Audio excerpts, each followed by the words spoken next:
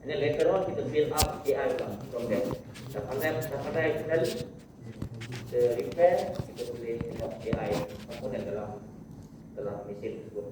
Itu yang kita nak jadikan dia humanized robot. Saya nak jadikan dia humanized robot. In future dia boleh menapasti muka Azman ni. Lepas tu belum cakap dia, how are you? Kami di KKM dulu dah ada teknologi di mana menghantar ubat daripada pasal kelapa di Sarawak, pakai drone je, hantar ubat. Tak beratlah, ringan. TSM nak angkat 200 kg drone yang buat tu, dengan angkat beban 200 kg, dia jadikan Guinness Book of World Record tangkap parat. So di TSM, para akademia pun ada bantuan sikit di TSM. Okey, itu ada bidang kita bentangkan area 7 oleh TPM. Silakan.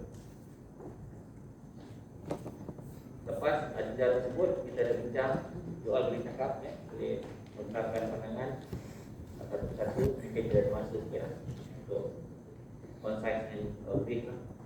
Dan kita pergi pesan kita lah. Silakan. Terima kasih Dato' Sri Menteri. So thank you everyone for being here today and for being with us with Mosti to hear about our area of development. Maybe allow me to take you through a bit of presentation that we've prepared about Area 57. But before that, I think many of you may have read, kita baru lancarkan Area 57 ni pada 16 hari bulan September yang lalu, sebenarnya Hari Malaysia. It's a 5-acre drone development zone di TPM. So pembinaannya akan bermula. InsyaAllah kita akan bermula dalam kuarter 4 ni lah, ya, dan akan mengambil masa dalam masa 18-24 bulan. Because kita ada pembinaan, it's actually a construction of the entire Center of Excellence dekat TPM, ya. So maybe let me take you through a little bit about the thinking that we have about the drone type. Next slide, please.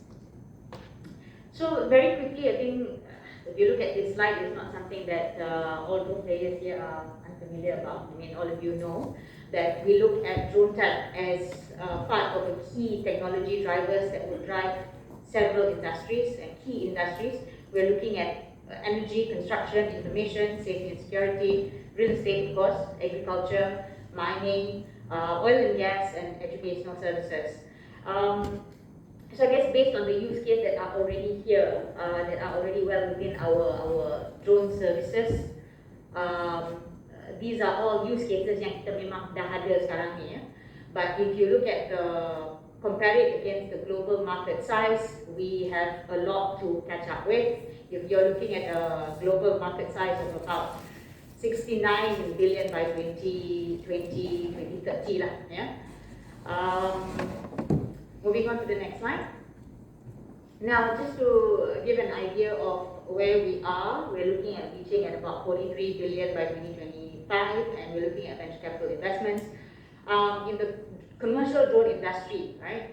Of course, we are looking at it from a perspective of bringing in investments. We are looking at capacity building. We are looking at ways that we can actually facilitate the drone tech industry. So through the sandbox is something that we have actually kicked off a year ago, where we actually facilitate with CAM in terms of regulatory interventions and juga improvements that kita nak propose. So of course, the drone tech industry has a lot of potential and needs to grow from where we are today, and investments is a big part of it. Next slide. Again, some facts on Malaysia. Our drone market size, we're looking at about 1.6 billion right now, and these are based on discussions with the industry players. You may be included in this as well, in terms of services that we currently offer: agriculture, photography, videography, entertainment, recreation, surveillance, and juga border control. Yeah? So these are some of the use cases that our drones are currently involved in. Based on our record, we have, again, this is official records, we have about 80 drone companies, but we also know that there are higher number of registrations, especially amongst the hobbyists. Yeah? So number dia tinggi lah. So in terms of the prominent companies, again, we didn't need to exclude anyone here, but these are the names that that are there right now. But there are a lot more capable players in the market in Malaysia right now. slide. I think I'll skip this because obviously you all know about drone manufacturing, and a lot of them are actually sort of importing from China. Next slide. Now, in terms of application, just to recap, we're looking at these key areas.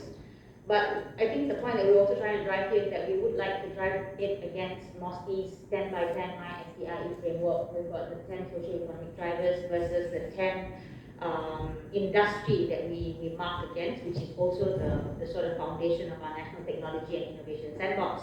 So we want to align drone tech applications to national strategy, to economic impacts. Yeah. Next slide, please. Yeah, so we have, these are basically opportunities that we look at in terms of areas of the drone tech operations. You have the aircraft, which is the hardware component, of course the operations as well as the services. So like Sri mentioned tadi, the hardware component is probably very competitive, but where we sort of can value add and where the real technology will be sort of incorporated is through the services, where you're looking at data, you're looking at AI, you're incorporating the latest software into the drones. Next slide, please. 5 factors that we look at influencing the drone tech industry. Infrastructure, of course. So I think that's really behind the thinking behind us coming up with this integrated center of excellence at Area 57. Yeah. So again, support in Malaysia for the drone tech ecosystem is fairly disintegrated. So under MOSTI, our effort right now is to bring everyone together, right, in terms of the support that kita boleh berikan, dan juga infrastructure. So TPM as an infrastructure provider, we own land, we have space, so we felt that it's fitting for us to set up a center of excellence based in TPM to focus on drone tech, which will then be able to leverage on other technologies that we are building within TPM, right? So the other areas are of course regulations, and we know based on our engagements with the industry, regulation is a key area. We are closely in talks with CAM. In fact, I think almost every other month through my NTIS team, we actually have sessions with CAM to see how we can sort of improve the regulations moving forward. As you are well aware, 2 civil aviation directives have been issued, one for special projects, and the other one is particularly for agriculture use case. So I guess the sort of breakthrough is where we would be seeking approvals for beyond visual line of sight flight. And our flight that was done on the 16th of September was CAM's first approval as far as baby loss was concerned. So we hope that this will be a breakthrough. After this, then CAM would have a better understanding about the industry, the use case of the drones in itself, and will help facilitate. So we are here to help facilitate that process. Then juga, I think the other thing that MOSTI will be value adding is in terms of the technology capabilities. So MOSTI sebagai Ministry of Science, Technology and Innovation, I think our role here, Wadi Menteri, is to be able to connect the drone players with other periphery technologies, to see how we can integrate the technology within the drone ecosystem. Right? So AI is a big part of it, and to see how else we can help from a technology development perspective. Right? Dan kemudiannya is of course public acceptance. We also have the responsibility of advocating the use of technology for better and bigger use.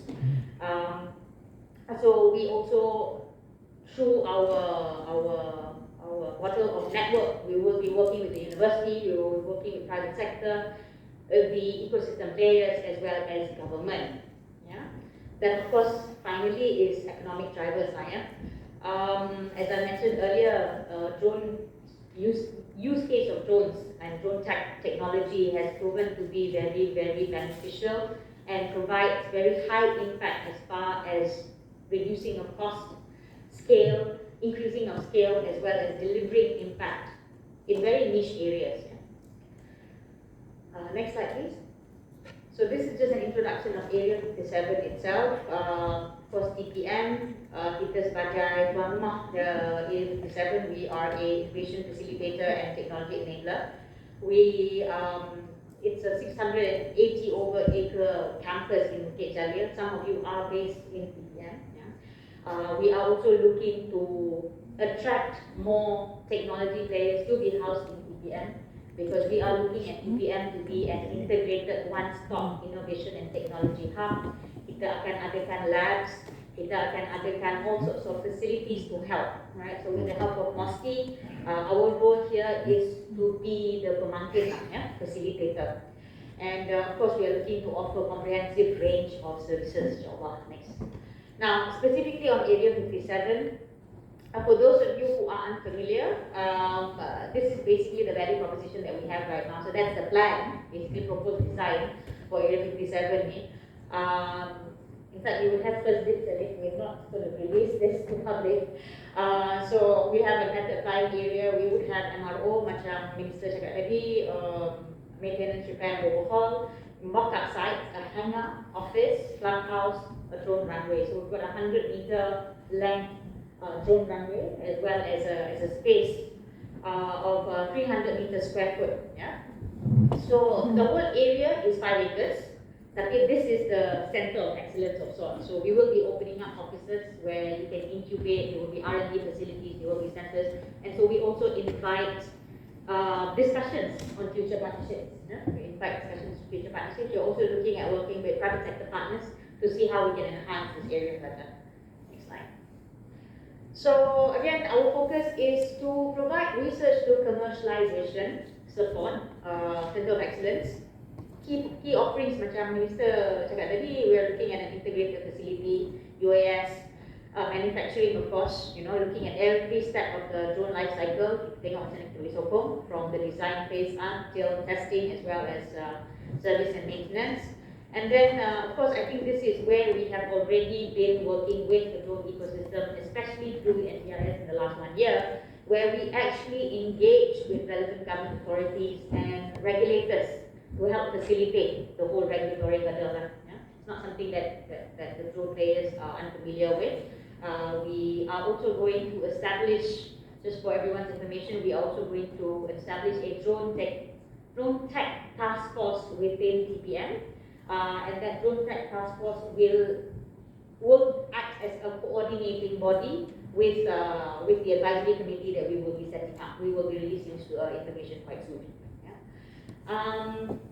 So of course, the other key thing is license certification. As you know, RTPO, or training of drone pilots, is an important element. We are working with CAM on this. But of course, then the training providers also need to be accredited and certified, and that's a different discussion altogether. So we will go into that. We will be having on and off engagements with an industry with the help of our regulators. Yeah. But I guess maybe on this point we are here to help facilitate. So with the setting up of the drone task force, please do send in your concerns, your issues, or areas to improve. The suggestions, we will take on all of these suggestions and look to improve. Of course, then we are also looking at a physical place to do MRO, dan juga engaging with communities. So this is one of the many engagements that we will be doing with our communities. Next slide. So just to reiterate what Minister mentioned earlier, 7 key areas: research, development, testing, certification, manufacturing, commercialization, and maintenance. I won't go into too much of details, saya cakap banyak sebenarnya. So in terms of the infrastructure in itself, you'll have a drone runway lah. But again, those of you who are in the industry and would know that it's usually quite hard to actually get approval to actually fly in a designated zone. So that's what we're trying to do. At Area 57, we're working with them. So if you're based out of Area 57, you would be able to test in a ring-fenced area. Yeah, I think I will stop you here. Essential feature with 7 facilities and service, kita ada beberapa area of essential features. Yang my concern is about testing tu. Yeah? Kita ada principal infrastructure, drone runway, drone mapping area, and mock-up industry specific site. So dalam satu science, technology punya development, we need 5 essential thing. Pertama, from design. a lot of people can design things, tapi tak ada tempat nak design, kurangan tu nak design things. There are few ways to design. Lepas design kita mesti pergi pada prototype. Kita mesti adakan prototype tersebut. Lepas prototype kita mesti ada testing dia. You ada prototype, boleh testing tak boleh juga Ada testing center. Nak testing kat belakang rumah boleh. Jadi kita ada testing site. Lepas testing, you dah confirm dia tahan masak, dia boleh dikembangkan, you go to commissioning. Kita mesti prepare untuk manufacture. Commissioning. And then after that, we go to definitely commercialization. That commercialization need technical people. There are discrepancy dalam penjualan sekarang. Orang sastra, orang guru agama pergi jual kereta sekarang, jual technical, because they have knowledge. Kenapa orang technical tak nak pergi jadi juga jadi marketing? So mesti akan anjurkan satu orang dengan marketing guru, nama dia Philip Kotler. Philip Kotler ni is a marketing guru, famous in the world. Dia wrote banyak buku. So mesti akan panggil dia untuk satu perjumpaan. Mungkin pakai hybrid lah. Dia tak payah datang, dia tua sangat, umur dah 80 tahun. But yet he can think how to collaborate, sell. And the latest book yang dia rancang, yang dia buat adalah Combating Capitalism. Very good book. How to combat this capitalism. So dia ada idea how to sell and market product. So through technical expertise and science technology lah. So kita akan panggil all di dalam order tersebut. Kalau dapat datang dia bagus. I pernah invite dulu masa tahun 2007 di Miti lah, dia buat di Miti. 1000 orang datang. Tengok ceramah dia setengah jam je. Tapi impact from there, ramai yang jadi juga dan baik lah, yang dia boleh market dia produk. And then dia ada networking dengan dunia. Because bila Kotler punya networking dengan dunia ni, boleh kita akui lah, dia ada banyak pasaran. So that's why kita pergi pada tadi senarai tu DII, drone apa II? Ya, drone has impact, yang mana pengaruh kita nombor 2 dalam dunia. So kita have to go for that. So that saya nak pastikan dalam 5 tahun ni kemeriahan teknologi drone ni sampai ke bumi. People centric. People are using this kind of gadget just to improve their padi field, untuk operation, kawal serangga dengan baik. So use this technology. Kita adalah provider mereka. Harga jangan dipanak, macam tengah susah ni buat sikit Ibu mesti tekan sampai 20-30 ribu, dia pun tak nak beli orang kita. Kita nak buat lakonan tempatan jadi pakai teknologi ni. So itu the picture yang kita gariskan tu banyak kita ambil maklum kita tayangkan di sini, antaranya certification tu JUPAM, CIRIM, CAM RPTO tadi.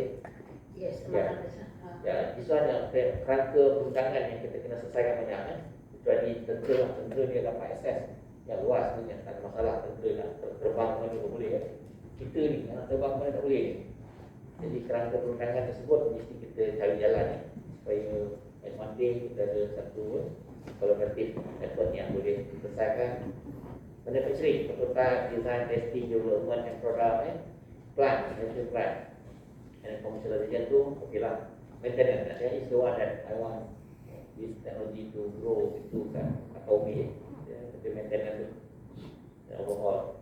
Workshop ni macam workshop motor tapi masa lebih 10 tahun ni tergabung dulu dekat atas ni macam-macam menggunakan barang pandar tak ada, apa pandar tak ada, pakai petrol je atas. Masa tu lah katanya, kita bayarkan je lah So itu antara pemikiran yang kita hayangkan di sini modern. So essential feature ni penting. Yang facility tak apalah, yang form component tu okey, yang penting feature, essential feature. If we can get one by one detail, kita gunakan yang atas tu area include urban air mobility, partial UAS, multiple UAS, airworthiness, detect mobile itu penting format and control, and then beyond visual line outside. Ini operation yang kita jarang dapat tempuh. Oh gitu, tak boleh lepas tak license. So picture-picture ni yang kita tentang daripada kita hari ni, just make sure saya nak start up, think that possible.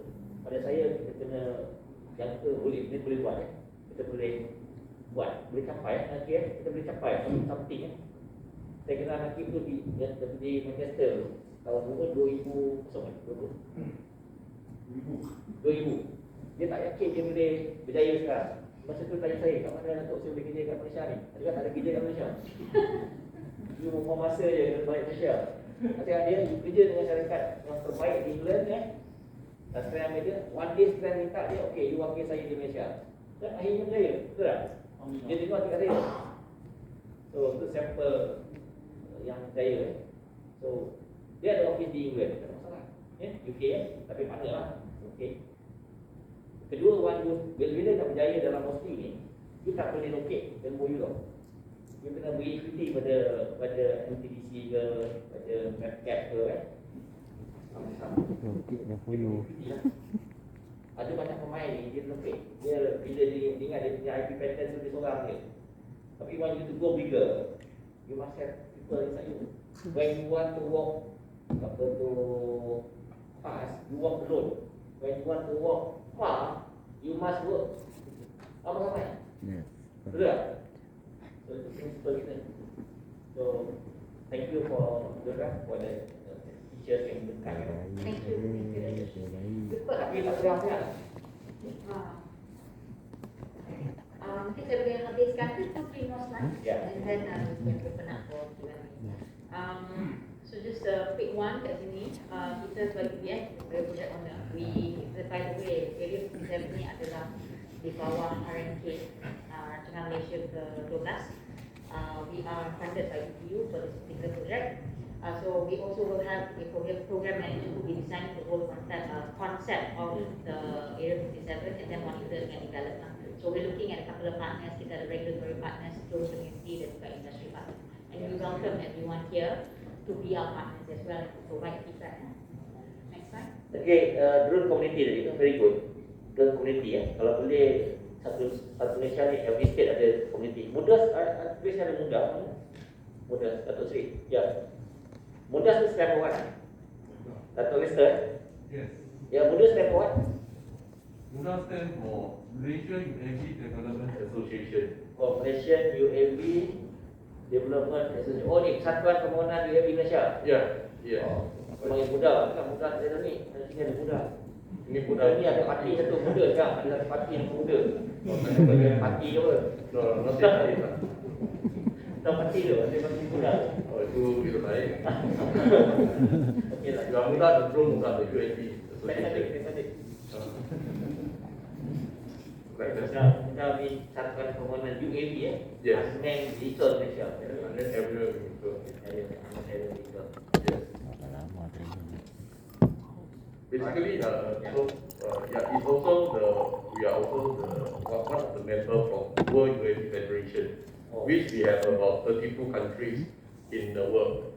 Yeah, so we are from the Asia, Europe, America to everywhere. So we are expected to have 58 countries dedication.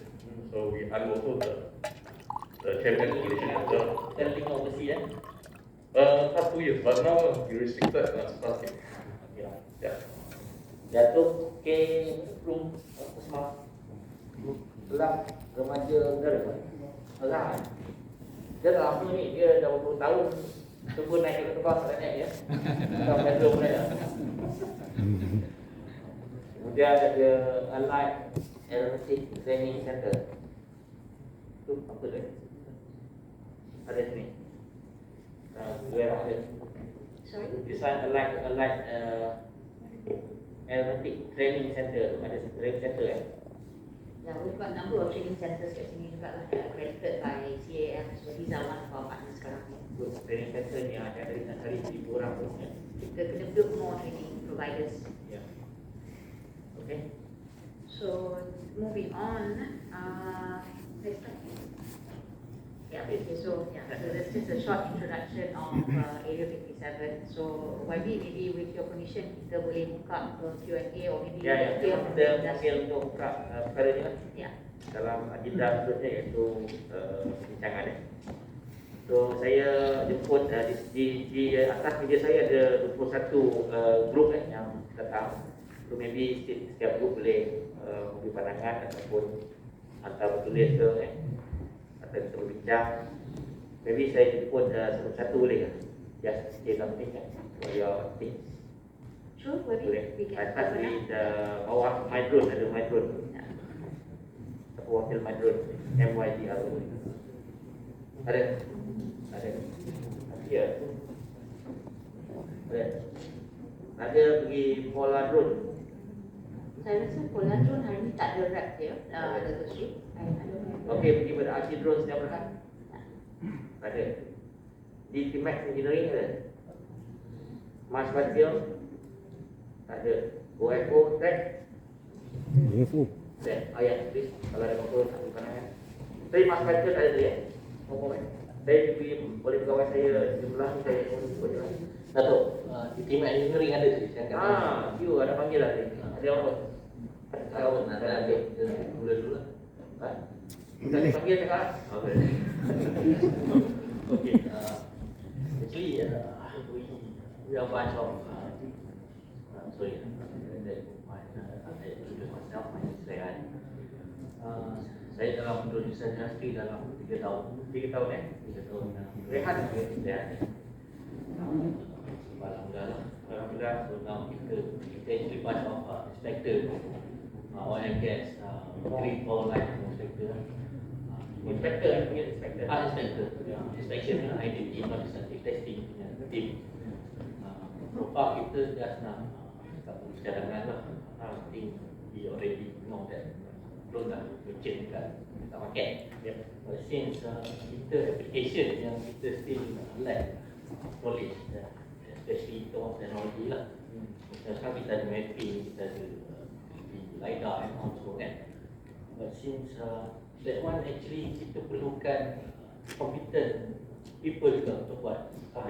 Not only drone saja sebab kalau drone when you bangunkan drone punya ecosystem, of course dia ada punya certification and license. But don't forget that kita inspector pun ada certification kita sendiri lah, especially application yang drone ke bawah. Untuk macam tomografi, macam LiDAR, macam tu semua ada certification yang perlu diambil lah. Dia tidak semata-mata untuk single drone pilot saja. So kalau boleh, mungkin boleh masukkan juga lah certification selain daripada drone punya certification, kita nak kompetisi punya certification untuk application yang drone ke bawah. Drone ke bawah? Ya, drone ke bawah. Contoh macam saya cakap tadi, macam sensor LiDAR, sensor tomografi. So dia ada certification khas yang kita kena ambil. Dia tak boleh simply bawa terbang ambil gambar dan DOT boleh ke bawah tu.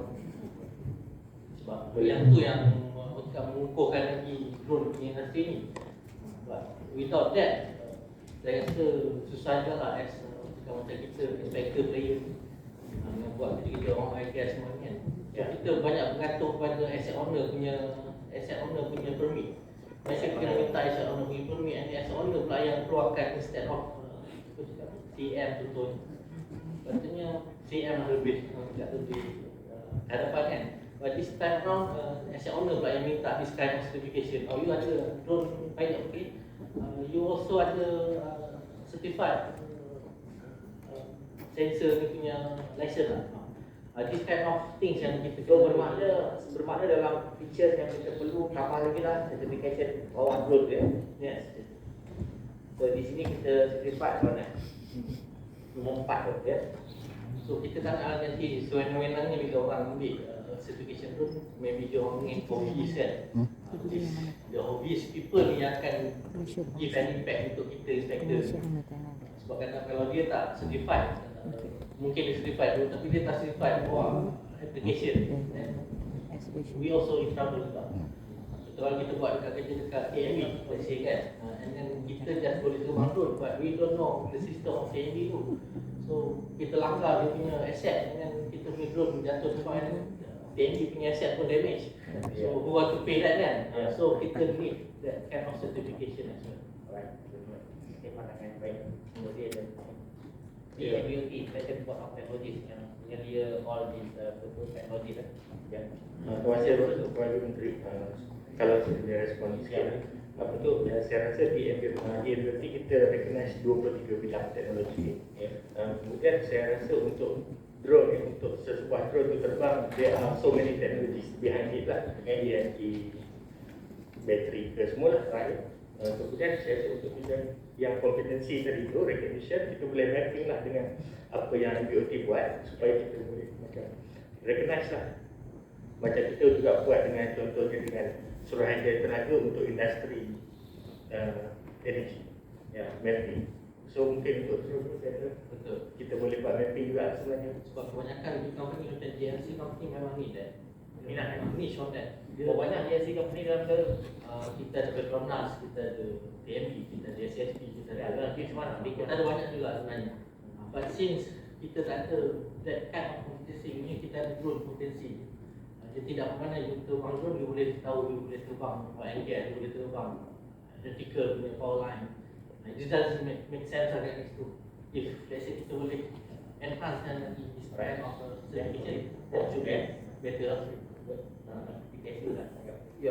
Yeah, so the ideal situation is that this asset owner, PNB, Petronas, the connection towers, kalau kita bawa dia sekali dengan BOT so that they can recognize, they can accept the certification, that's the ideal case lah kan. And then good thing about GLC sebenarnya, GLC actually dah bangunkan dia punya SOP sendiri regarding terbang drone. Boleh tanya juga lagi. Ya, SOP di sini. So, Rasa ni sebab macam contohnya saya dah share sikit lah. Ya. Kita punya pengalaman dari saya pernah ada.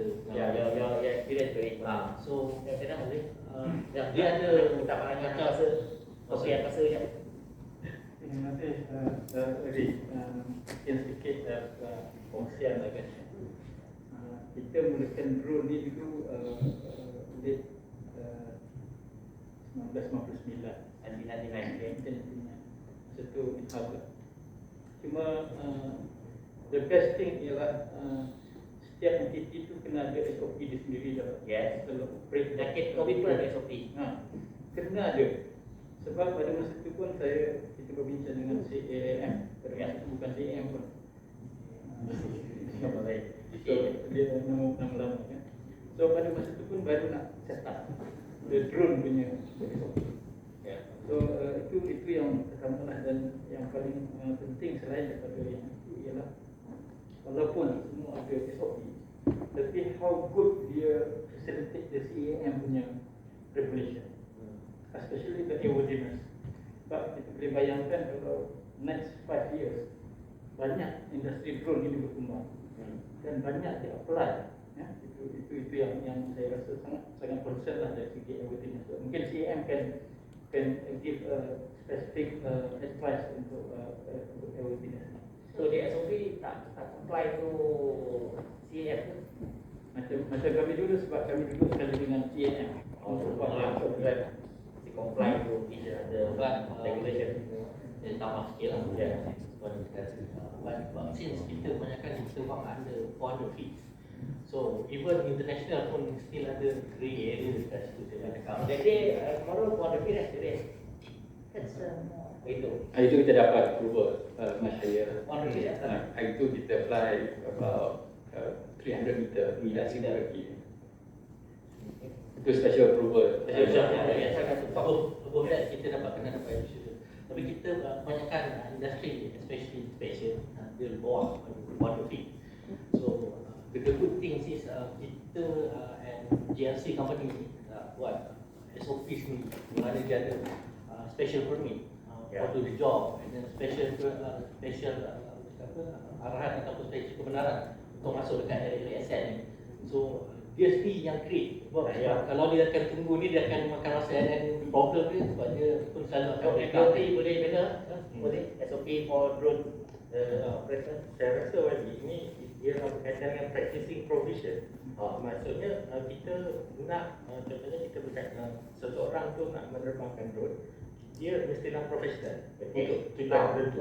Maksudnya katakan Petronas, Petronas dia nak company yang membekalkan drone, yang buat kerja drone untuk dia, wajibkan beberapa proses tu ditandatangani oleh professional technician yang disertified oleh MOT, because they are professional, yes, and accountable by the law semua tu. You also ambil lah DOT boleh jadi professional science. Kita MOT malah promote ni lah practicing provision dekat semua industri. Kita bercakap dengan regulator supaya dia boleh wajibkan supaya orang profesional dia boleh buat kerja tertentu untuk safety and health, untuk public, dia lebih selamat. Ada yang kampung, ada keluar orang kampung ni mana-mana untuk industri pun, untuk industri. So, seperti macam Fauzi cakap, untuk industri kita perlu camp, certify the training provider, and then the certified training provider provides training to the drone pilot. Tapi I nak matchkan dengan dia punya own SOP by each individual DLC yang tergabung dan mungkin betul different DLC different SOP. If you can Definitely you cannot get the ada apa jadi business tapi paling mahal because dia tak ada standard. Concern CAM usually is safety lah, so that's why we have to work very closely with them. Unfortunately, they are not here today with us. Apa kita panggil lagi dia. tapi itu is good thing sebab GLC sendiri take action. Maknanya dia lebih safety daripada kita lah. Maknanya dia suruh kita ambil Dodge punya safety buffer and on semua. So dia pun sebab dia punya infrastructure is very critical. So apa yang nak dia pula yang bagi approval untuk dia punya asset. Of course lah ni kan, tapi kita tak ada yang cakap CM is not do the job. No. Kita nak mergekan with the CM. Look, we are industry player here. That's why we come here. Yes. That is the thing that kita kena move forward. So hopefully kita boleh dapat niche-kan kita punya ni lah dengan itu yang saya minta. Tentu saja boleh I can add a little bit on that one. Yeah. So the standard globally, the Civil Aviation Authority memang ada the minimum requirement. Tapi the passport for operation that enables you to do for any customer normally is set by the customer itself. So this is over and above. So I think it's outside of our purview to try and do this regulation. So what we really need to be looking at is only at Civil Aviation Authority. So normally, a specific industry, and this is our experience globally, every industry sometimes they have an additional requirement. So yang itu is where they differentiate who can comply to their requirement, macam HSC dan sebagainya. So I say yang itu, yes, it's good that every industry player yang nak berkecimpung dalam the services ni, you must understand. You must understand, you learn so that you can, it enables you to compete dekat sana. So tapi I think in terms kalau kita nak all the GLC to comply, I think it's outside of our space lah. You know, kalau macam Petronas would have something, plus whatever would have something. I think is their right. You know, they want to have additional requirement for the asset. I think I would just leave it to them lah. You know, kalau kita nak standardize, I think it's actually on the Civil Aviation Authority side. Yeah, I think one part of CAM, but second part comply to their SOP rule. Supaya kita punya business boleh pergi. I nak business anak muda ni yang minat dia boleh berjalan. Boleh comply together. I think if we really want to, I mean, all of us are the industry player here. I think one of the biggest problem segment and the challenge we face in Malaysia really, and then I think I want to take this opportunity to bring to YB attention, is really our ease of doing business.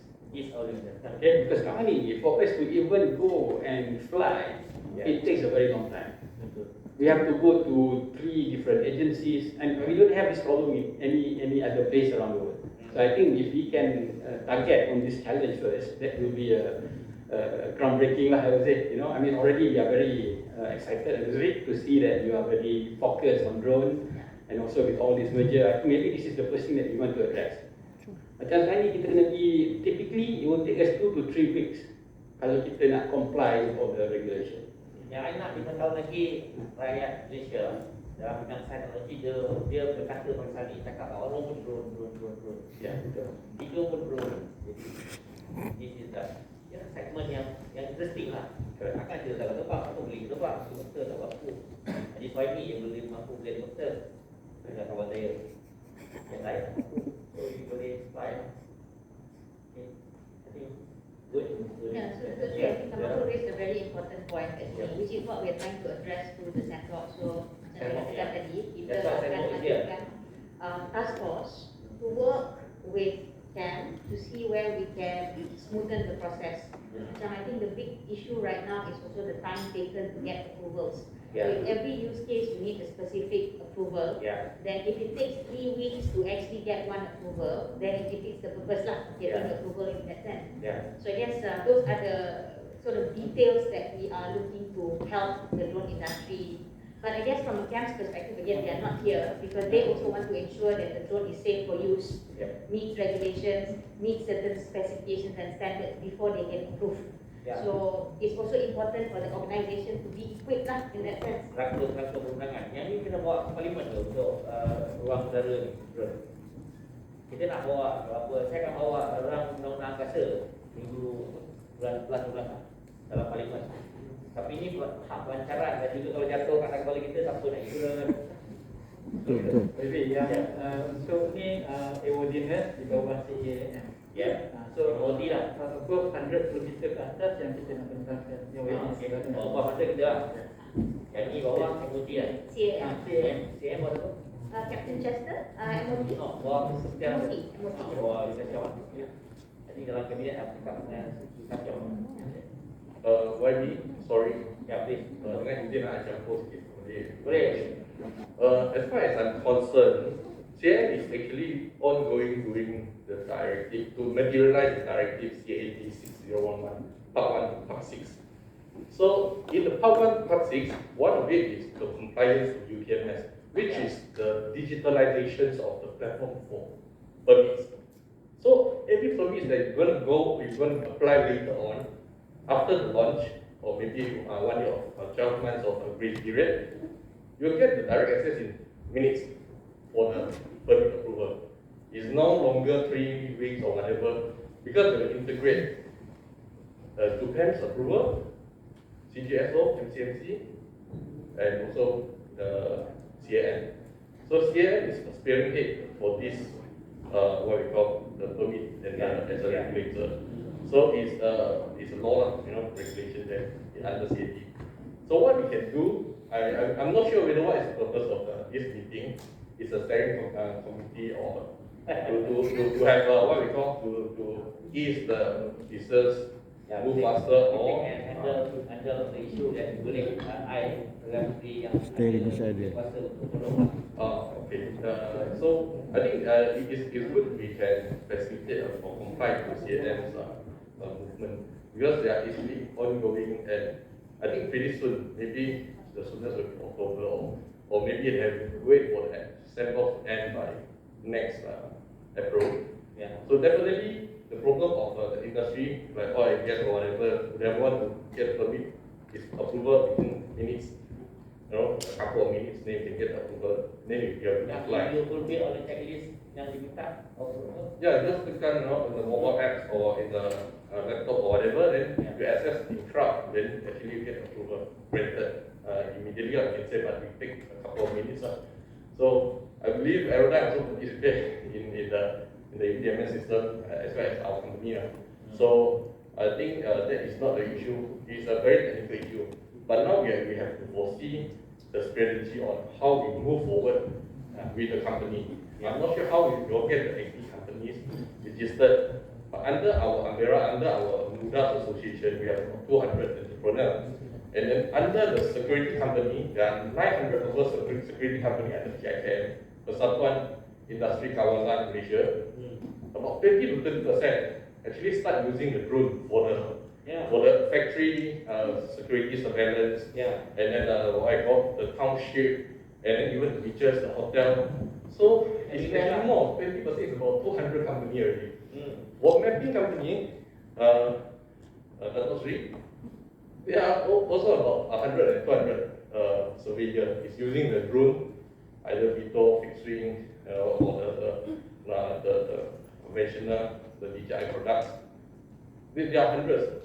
So in fact, Malaysia we have few hundreds, if minimum, company or the entrepreneur using drone for the industries and for their application, different application. So actually this cake is big, like what we always discuss with Captain That Chester. mine very good. The cake is big. Yes, because it's a gold mine. I was impressed, but this drone technology and drone does not mentioned yet. Ongoing, it's not mentioned yet. Because we have to add in many things. Yes, despite of the autonomous robots or AIs applied to the drone or the vehicle, we can actually have the backend, the supply chain is big. You know, we have the GIS, we have AI analytics, we have so many backup chains, and even the manufacturing, which in Malaysia we haven't tapped on it. The manufacturing is very, very big. In China, they are using more than 10 million. You investing more than 10 million US dollars for manufacturing, for DJI, for many manufacturers and upcoming manufacturers. So we have to look into many angles. If you want to really what we call spearhead or want to make the business more viable, we have to build up the talent pool, the creation of market, the comply with the safety and the safety standards and the international collaboration. It's not only for the local domination or local players, but we have to invite the talents all around the world to develop, and then we only can become the head of the international in the platform of the world. Well, that's what I think. So the Sri will be looking to address that as well. We'll be looking into that. Maybe I went to talk to Kementerian Pelajaran also, Minister of Education, on his curriculum maybe in university also. So talent, this talent, polytechnic. Okey, terima kasih kita pergi kepada My Spatial dan Kenapa. Tapi kalau dia sama nak bincang, mungkin tak payah kot. Kita get on lah. Kenapa kan? Invite to My Spatial. Assalamualaikum warahmatullahi wabarakatuh dan selamat hari.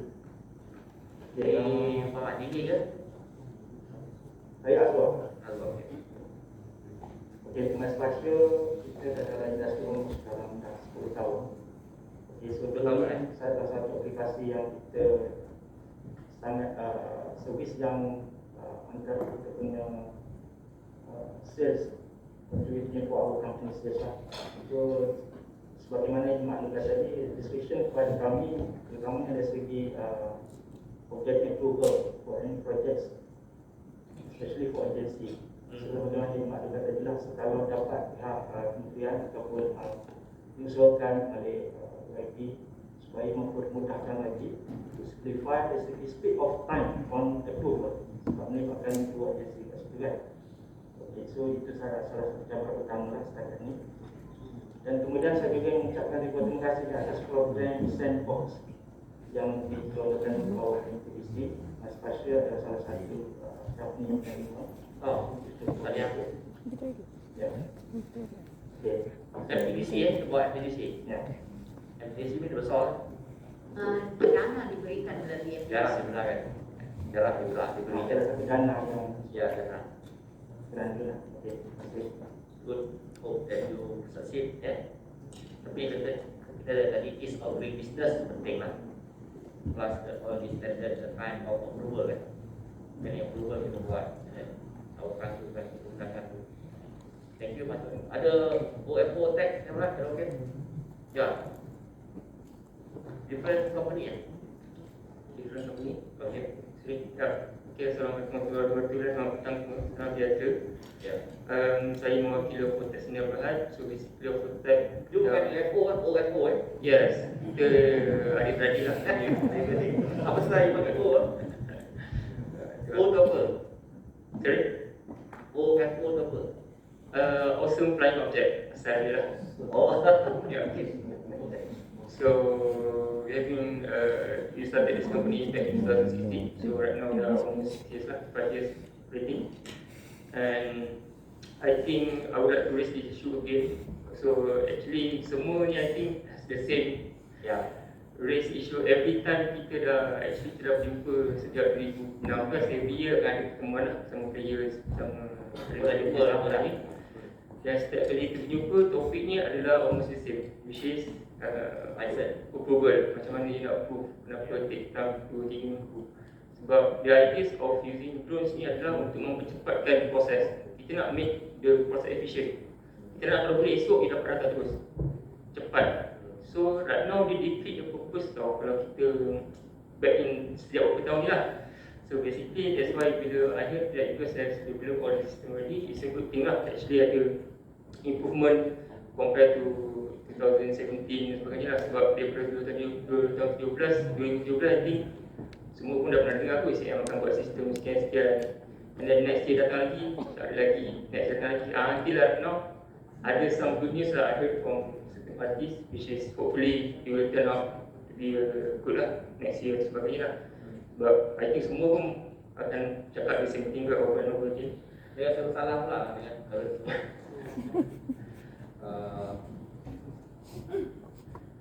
make thing happen is thing that kita perlu jualkan lah ya. Make thing happen, apa yang kita nak buat tu make thing happen. Yup. Orang yang mengganggu ini dia bisa satu dunia pun. US juga dia give way some of this perkembangan yang dekat. How long it take to release atau give way itu yang kita perlu dulu. Tak boleh lah sekali, mungkin berkali-kali. Dan edible gram yang buat lampu ribu kali dia test. Yang buat lampu itu sama citizen, ribu kali dia test benda sama je kan. Talking about the same thing. That's why I tell you, science is about passionate, practice and persistence. If you feel that saya rasa salah kalau kita cakap banyak kali ni kan, dia sama kan. I'm looking at my persistency lah.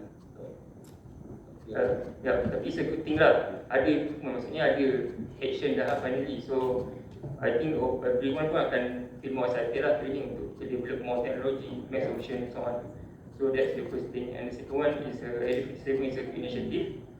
But I think KRI Iskandar pun tengah develop something similar. So I think this is also has been planned for a few years back lah. Sebab we already heard about this. So it's a good thing I support the initiative that we can give. Also, Lera is working very hard on area 7 so that the area is a milestone, a landmark for us to start doing things happen. Otherwise, we don't have concrete evidence to show the public that we are seriously handling this. Okay? That's why we call you that we promote area 7, not promote say that you must be there. We are aware we go. You are aware we are, and we have to collaborate. So next thing to move is to make sure that anything that pernah berlaku di cakap sebelum ni ya, something to ada tanggung peningkatan untuk selanjutnya. Tadi you belajar engineer loh. yes, right. Engineering. Mechanical engineering in Germany. Oh, mechanical. Yeah. Tak jumpa dia nanti kalau jumpa kan hubungi. I went to German, Indonesia. Yeah. Tapi praktis yang engineer tu yang Jerman nak tengok indicator je lah. Okay. You belajar kat mana? Di Hanover. Yeah. Bawah marah GPA. JPA. Correct. Tapi disangkutkan di mana masa tu sebelum Jerman? Belajar bahasa Jerman di mana? Di UIM. Insya-Allah. Oh, insya-Allah. Oh, different. Itu awal lagi lah. Yeah. Sedangkan dia sangkut dekat tu dekat MFI. JMI. JMI ya. Yes. Correct. Dia nampak muda lah tu Sri, tapi saya dah berumur juga tu sebenarnya. Oh, boleh? Saya memang muda lagi. Oh, Ya. Masih muda lagi. 30-an lagi lah. okay. Alright. So that's my comment actually. Okay, thank you. So, Meraki Service ada? Meraki. Meraki. Ini nama Spanyol ke nama Morocco tadi? Ada? Ada, okey. Ada pergi drone kacang. Ini kacang spesifik ya? Ada drone kacang saja? Assalamualaikum dan selamat datang. Basically, saya nak kenal sikit. Angkat. Sorry, nama siapa? Angkat. Nama saya Amirul. Amirul ya. Dan kami mewakili saja community base punya club lah. Oh, community based club. Okay, bukan industry base lah. So, itu saya ada kat sini. Ya. Dan bila kita cakap pasal drone ni memang hampir kebanyakan yang kat sini sebenarnya memang tidur dengan drone. Kan? So, kita nak raise issue is more on apa tu, dari segi recreational usage lah. Like, Sebab sama juga because apa daripada recreational. Yes. Recreational usage. Yes, sebab Okay. first kali kita ada those yang dalam drone racing league yang masuk tournament international. So one of it actually pilot dia dekat sini. So kita nak race sama ada macam kita ada tournament saya memang ada drone racing tournament. Since 2015. 2015 ada Yes, Malaysia kita start 2016 Mana kawasan racing tu? The first one is actually dekat Bendera Budu punya tapak. Bendera Budu. 2016. Tapi open air lah. Open air. Oh no, now we going to it. Dia open air tapi dia ada apa tu pagar sekeliling lah. It's an enclosed area sebab safety issue as well lah. So that would be one of it. And actually kita pun ada nak bertanya juga dari segi education base lah, early education. Sebab sebab kat sini juga ada wakil-wakil sailor kan. Yep. So we are actually a bit of like a frontliner of interaction with client as well lah. So dari segi itu juga mungkin ada basic awareness program yang kita boleh hadirkan supaya those yang beli dan guna for recreational use can use it safely lah. So kita boleh avoid masalah-masalah bila ada certain accident or something to happen kan. Yeah. I think your aspect of discussion is important because kita mau mentality, sakit mental ni kurang lah, sakit mental di kalangan orang rakyat kita ni. So they need recreation, create something that obviously this is speed, this is about speed technology, this is about handling difficulties, recreation. Saya dapati lepas pandemik ni banyak mental case. Mental well-being tu tak cantik lah. Jadi, so I hope that recreational come to therapeutic lah, punya some kind of merawat indah. So take that one. Okay, the recreational aspect of drone technology. Terima kasih lah. You suka drone masa apa? Started as a hobby back in 2015. I started playing in 2015 sebab tu baru saya cakap toy street drone and those kind of drones yang macam ada anak tadi buat drone ni ah. Yes, so this is a racing drone. Racing drone dia propel ke atas ke dia how they go forward? I'll show you the video later on. Okay, good. So you can see how the video have. That pilot, one of the international pilot yang kita buat race dulu is Amir. Mana Amir? International drone Dia flyer. masa sekolah lagi kita dah start race. You pakai controller lah. Yes, sir. Oh, you boleh menang dekat dunia ni. Ada dunia yang tanding tak? Saya hantar you lah. Ada. Dia tanya lah. Saya pernah tanding untuk World Drone Racing Championship dekat China. Cina. Dia pakai bateri ke pakai dia orang? Sendiri. Kalau yang tu ada kita dapat sponsored by FAI tu. PM tu yang saya pergi yang tahu orang pandai je ni. Lawan sama sini. Ayam. Saya mewakili Grab Drone Racing Association. Ada racing ke? Ada. Saya pakai lama. Tu nampak banyak juga player-player kat sini. Ada. Organizer pun ada. Apa drone racing session Ya, Muhammad Fitri Reza. Baru nampak muka, okey. So anyway, Datuk Seri dia cakap pasal N57 and last week meletuplah satu Malaysia buat N57. Sorry lah. So kita orang ni dekat Facebook ni basically Facebook lah. Cepat. Dia bentuk dia terus panggil dia orang. Tak nak dia bentuk tapi dia apa baru dia betulkan. So last week semua orang tag each other. We have like 11,000 followers. Macam betul yang betul, aktif betul, betul, FPV. Tak masa betul tak betul dah ni. Betul. Dia ke tak dia? Selera dia cepat. Okay. So our question is, okay, N57 is good, but what about us, the racer? I know that you have a plan for a race, but what about the local racer? Do we have a plan for a local track? Pasal ni yang kami punya masalah. You just imagine, going for a world level tournament. Okay, yeah, it was one of it. We have many. I went to Bali for world racing also in 2017. Okay, so kita orang fly. We need to find a empty place, empty spot sambil training for Malaysia. Tapi takut dengan authority. Takut tadi. Yeah, because CAM pun dia tak keluarkan the guidance for recreational. Macam overseas, they have like 250 gram, you don't have to register. Singapore, if you have a racing road, register with them, they give you a tag, so you can fly. So here, we still don't have that. And also a permanent racing track. So when we talk about racing, but how do we develop our local racer? And also for your information, I've been dealing and doing training for the GPK punya project. So our world skill kita kan ada drone. Yeah. So one of the subject that they are doing is on SPV. So SPV ni is where the drone racing punya highlight lah. So SPV system on the drone, then we race. So yang pakai goggle tu.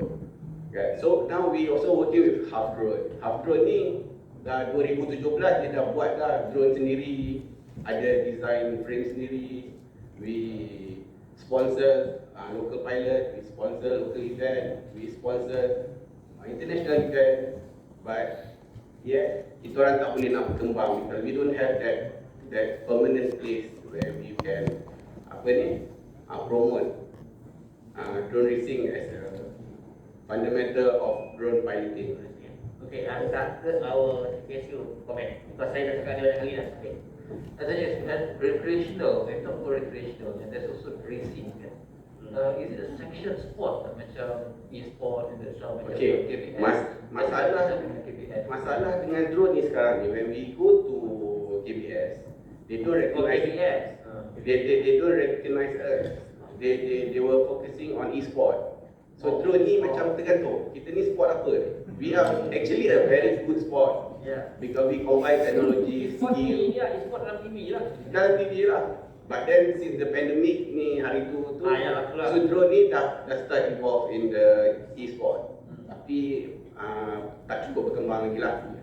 So maybe after this kita orang akan approach them again and minta diorang punya KPS bawa menteri baru ni Pejam. itulah dia. Menteri yang lama dia tak nampak lah. Tak nampak YB. Dia pernah lagu dekat kita orang punya race tau. Masa saya tadi dia pernah lagu. Tapi dia tak nampak pun. Ya, Pejam okey. Okay, hopefully. Ya, I pun orang Perak, so boleh okey lah. Tapi janganlah sebab kami ditutup. Cuma itulah permintaan kami kalau boleh pasal area 57 ni juga dia kata about netting punya tempat. So just let us do our stuff there. So that kita boleh hidupkan tempat tu because this activity we are doing it every week. Ya, dulu kita pernah masuk dalam tempat yang tembak-tembak tu. Paintball. Paintball kan? Ya. Boleh buat sama.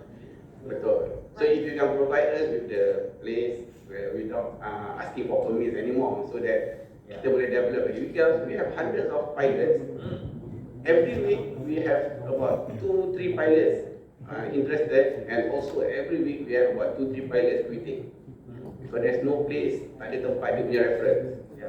So penat lah kami ni nak handle semua. We try our best, but still tak ada support. So we're going to talk to KPS dengan Hoki about this technology-driven initiative on recreational and existing development of pilot. This pilot boleh dipakai kalau akan datang, katalah you dah biasa cakap kan, nanti akan baru nak panggil pilot, dua orang boleh pergi. Yeah, and also most of our pilots sekarang dah buat kerja cinematic. We are called by the film industry to do our stuff. And I'm part of it, he's part of it. We are part of it. Film, commercial, we are doing it. Cuma tak dapat exposure je lah, and kita orang pun payment kecil. Dari awal jangan gantung payment. No, we have to survive, but because we are skilled, okay, we are skilled. Because most of the drone pilot here, kalau ramai nak tahu, is based on AI. So tekan benda tu maintain. If we give them our drone, I don't think most of them can fly. Because kita user, kita bukan developer. Yes. That's what my prime concern. Exactly. The developer of the technology, not the user. Yes. What we are doing now, we are user. Yes. Banyak user and service provider. Betul tak? Okay, Dr. Sri, saya boleh tambah kat sini. I think we take notice that's a great suggestion. Cumanya sekarang ni dekat TPM ataupun inisiatif bawah MOSTI ni, we are focused on industrial R&D. So tapak kita sekarang ni adalah untuk industrial R&D, Center of Excellence to focus on industrial use case. Tapi saya rasa ni cadangan yang baik. Kita boleh maybe we can facilitate discussion dengan CAM to take it separately as a recreational sports related activity. How long it can take to do that? We have to initiate discussions because sekarang ni CAM dia fokus on industrial regulation. Dia hobbies kita tak tengok lagi sekarang. Okay. Dia ada different set of rules and SOPs for hobbies lah sekarang ni. Ini kita tak rakyat, betul tak? Sorry, betul? Kita tak rakyat. People centric isu ni. Yeah, but why don't they focus on us also? Yeah, of course. So itulah This cadangan yang one baik. people centric. Dia people need that one. So kita akan cuba Tak facilitate. kenal maka tak cinta.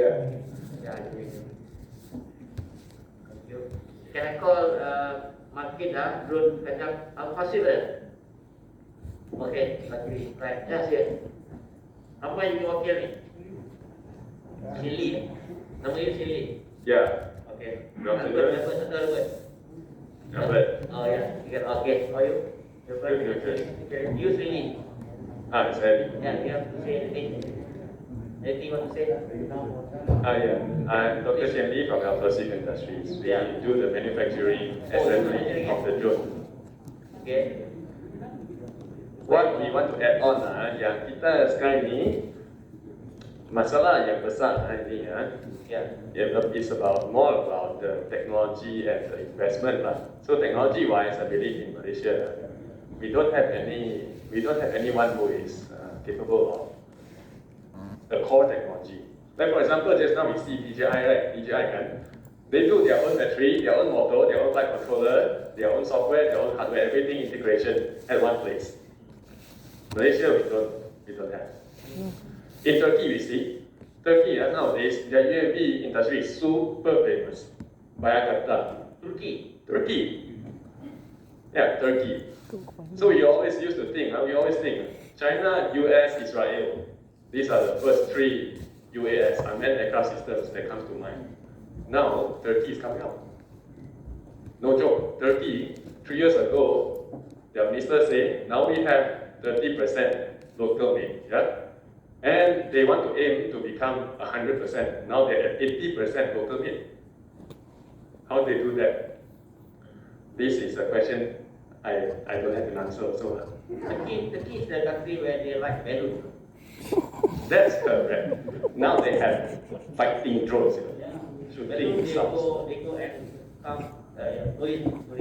Actually, Dr. Sri, maybe I can add that Turkey is actually very invested in military technology. So the drone technology comes from a long investment of military technology. So they make their own fighter jets also. So if you can make that, you obviously can do drones. You say long investment, long. Very long, yeah.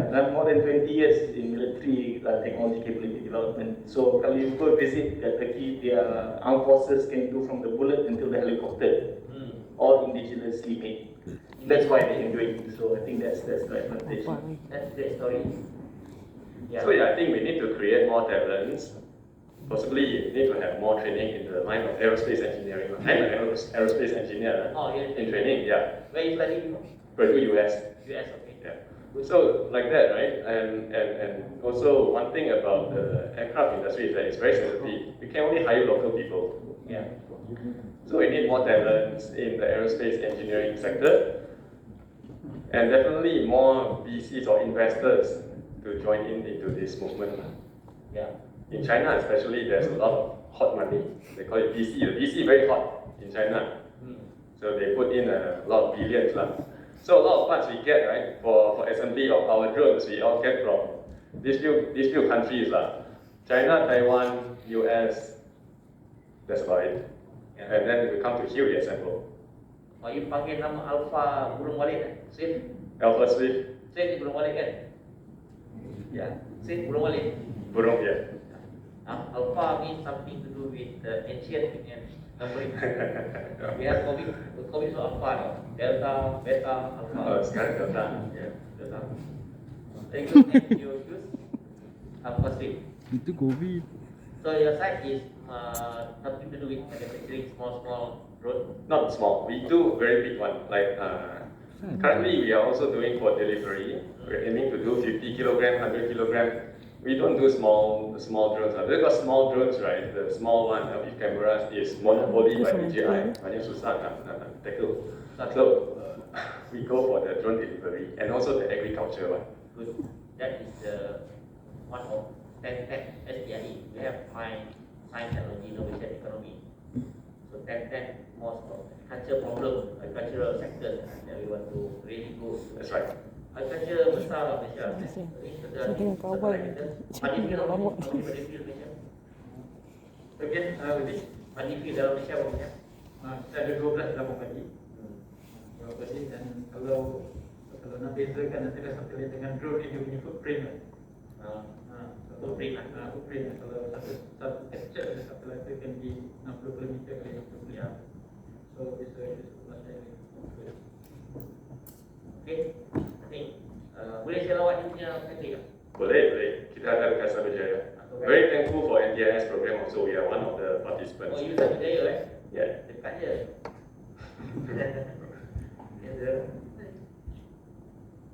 Okay, we go to iFly drone. Ada. Ya, please. iFly.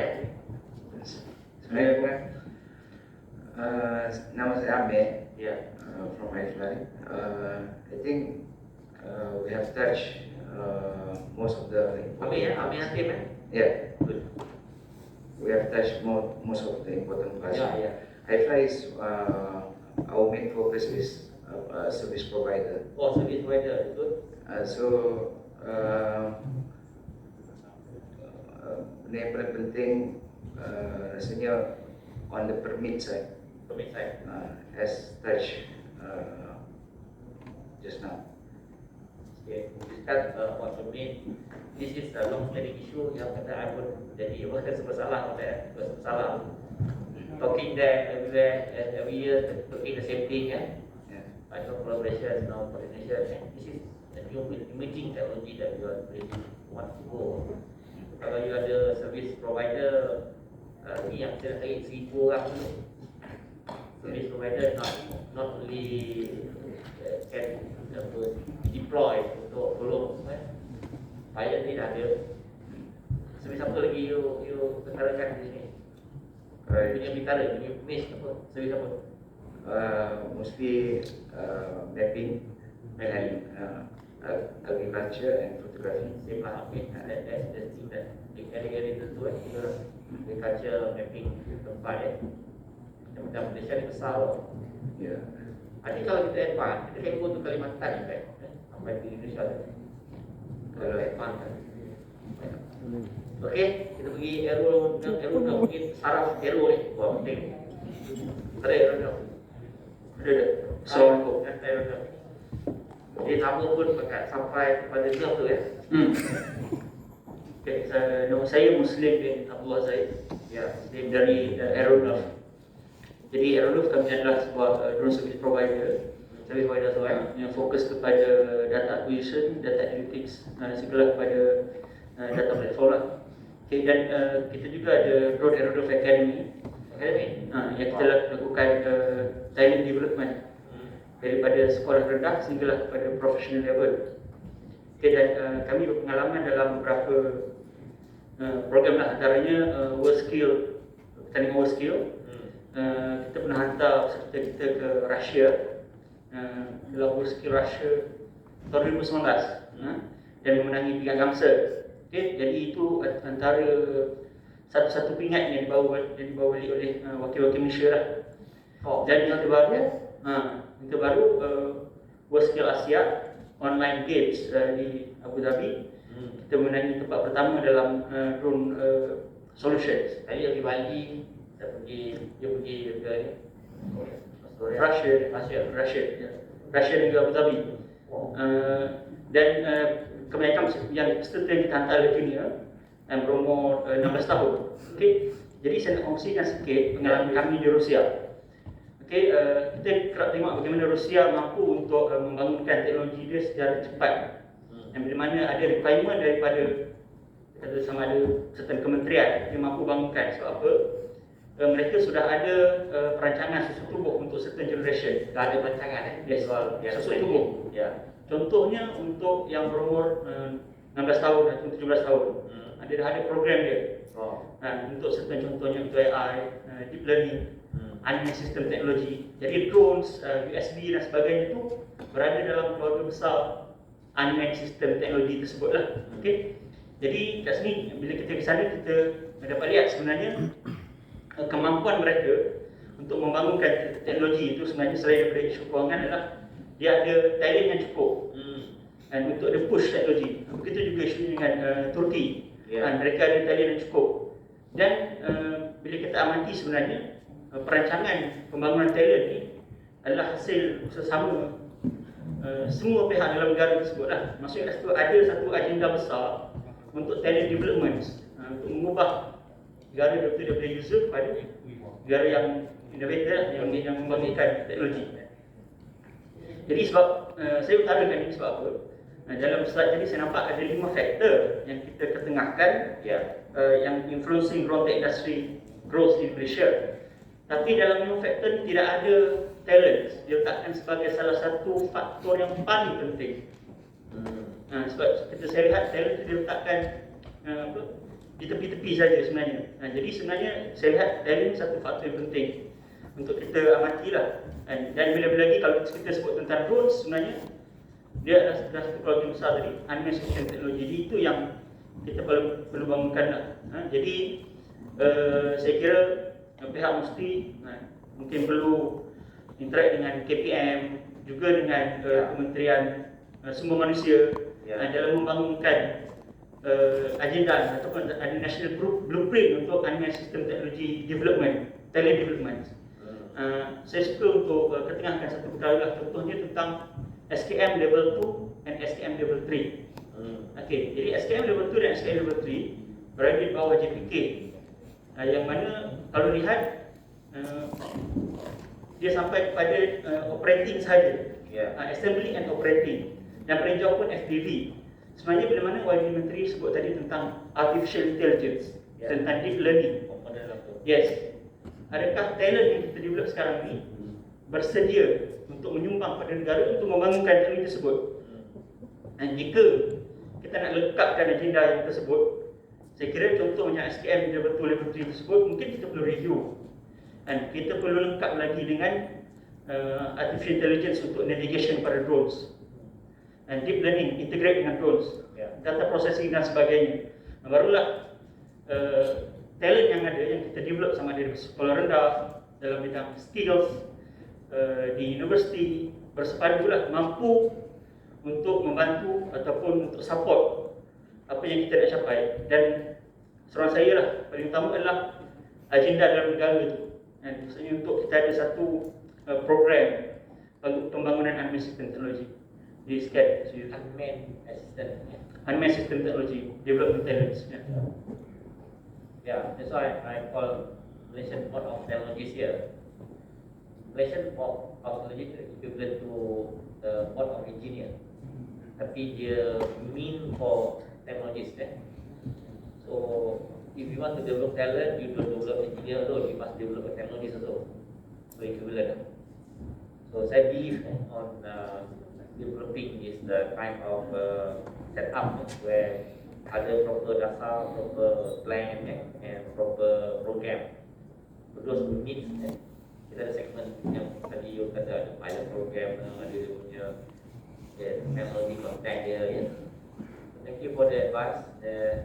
Then I'm trying to take up this issue tadi. You belajar apa engineer? Engineer, mechatronics engineering di UIA. Ada mechatronics ni komponen of ni lah. Yes.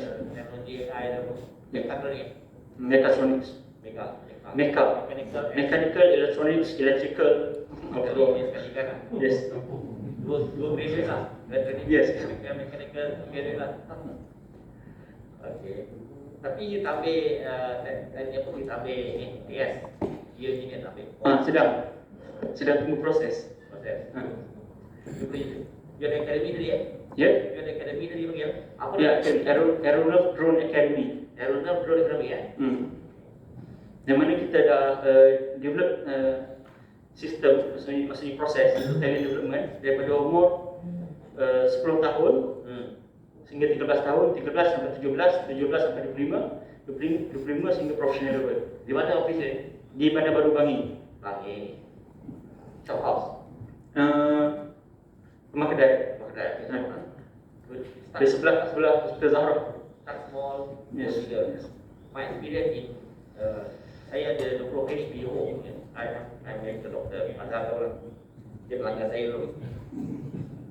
So I believe in develop people so that I also senang. Kalau orang yang susah, kita susah kalau dia pinjam duit dia. Kalau dia senang, dia tak payah pinjam duit kita, betul?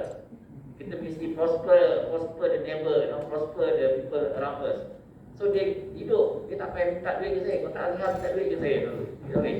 I give him something dulu. Kalau kata we face kan, orang tak face lah. Dia prosper dia through whatever way lah. So academy is good, so that kita prosper people through proper plan and program and working. So good to have you here. Maybe this what kind of ada pencarian 1,000 orang tu. Jadi akademi boleh kita. Betul. Ya. Kami sudi membantu, insyaAllah. Ya, sedia bantu. Kamu sedia bantu. Okay, thank you. Terima kasih. Dah habis dah sampai ke kita pergi pada drone racing association dah tadi. Thank you for your Bali punya interest and your kegusaran. Tak ada tempat nak pergi apa tu berlawan Yes, hopefully dapat diketengahkan lah. As soon as possible actually we need it. Very soon. Tidak kita untuk langgar undang-undang je. But we are fighting for Malaysia. Nanti kita akan panggil you bertemu dengan Dr. Azman and our team so that kita rangka macam mana kita ni. Okay. Satu hari saya nak pertanding kita datang dia pergi ajar. Okay, terima kasih YB. And then I nak sponsor siapa yang tanding luar negara. Tadi tu. Boleh je YB. Tapi mesti menang lah kalau balik kalah. Yang itu. Janji menang. Kita kena ada permanent track dulu because we really need to develop. From what we see is that kita punya pilot experience tak cukup. So we might be the best here but over there, so if we get enough time and proper training punya facilities, insyaAllah. Kamu boleh train orang. Yes, please. Okay, thank you. Hard roads ada. Okay, half drone pun sama juga. Kami memang develop benda yang sama. Alright. Kami drone, kaki drone ada. Okay lah, ya. Again, sama. Kelab rakan udara, ya. Apa kelab udara ni ada? Ya, silakan.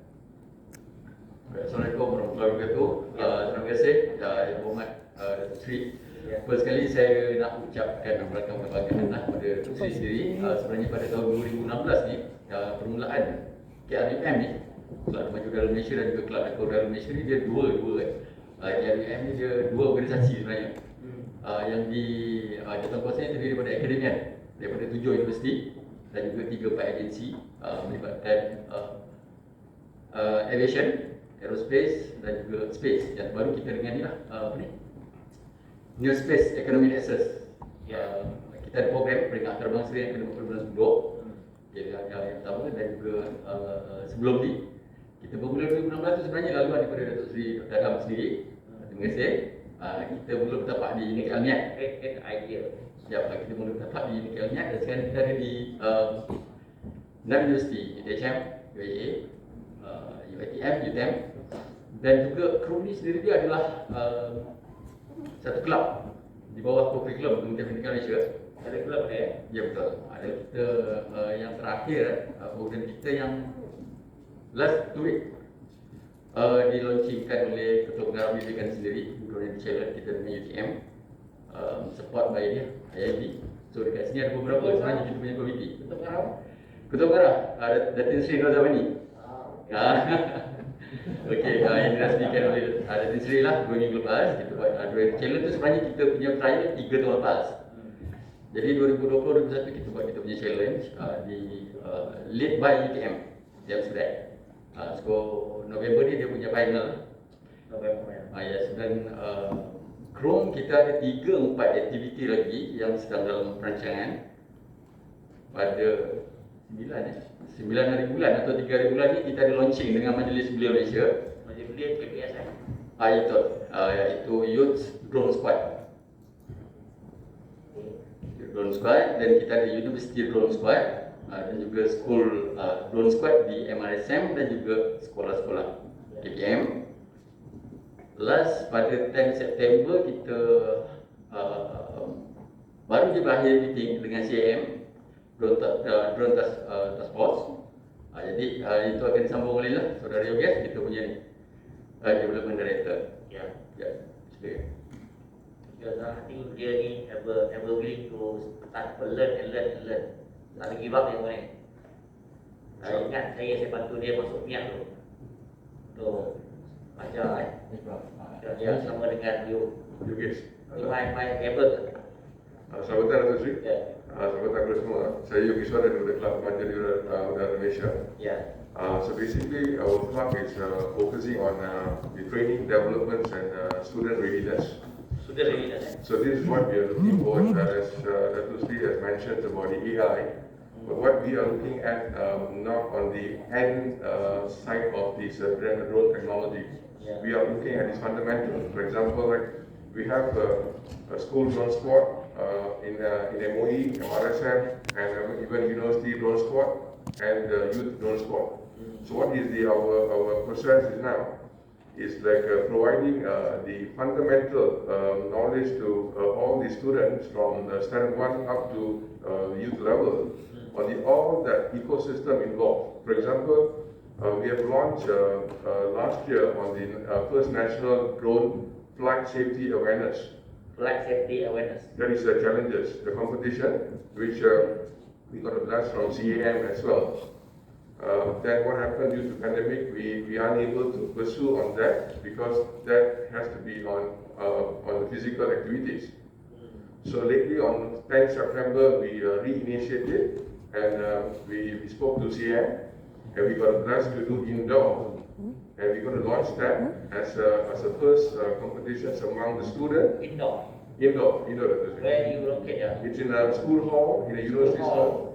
We got approval for that. And what we are going to do that, we are going to initiate all the important elements into the drones.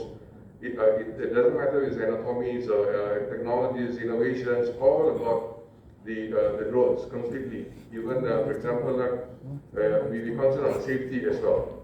So these students will have a role play, and they will have the knowledge on the safeties, and they know how to go about on the approval applications, all the rules and regulations and legislations and all that.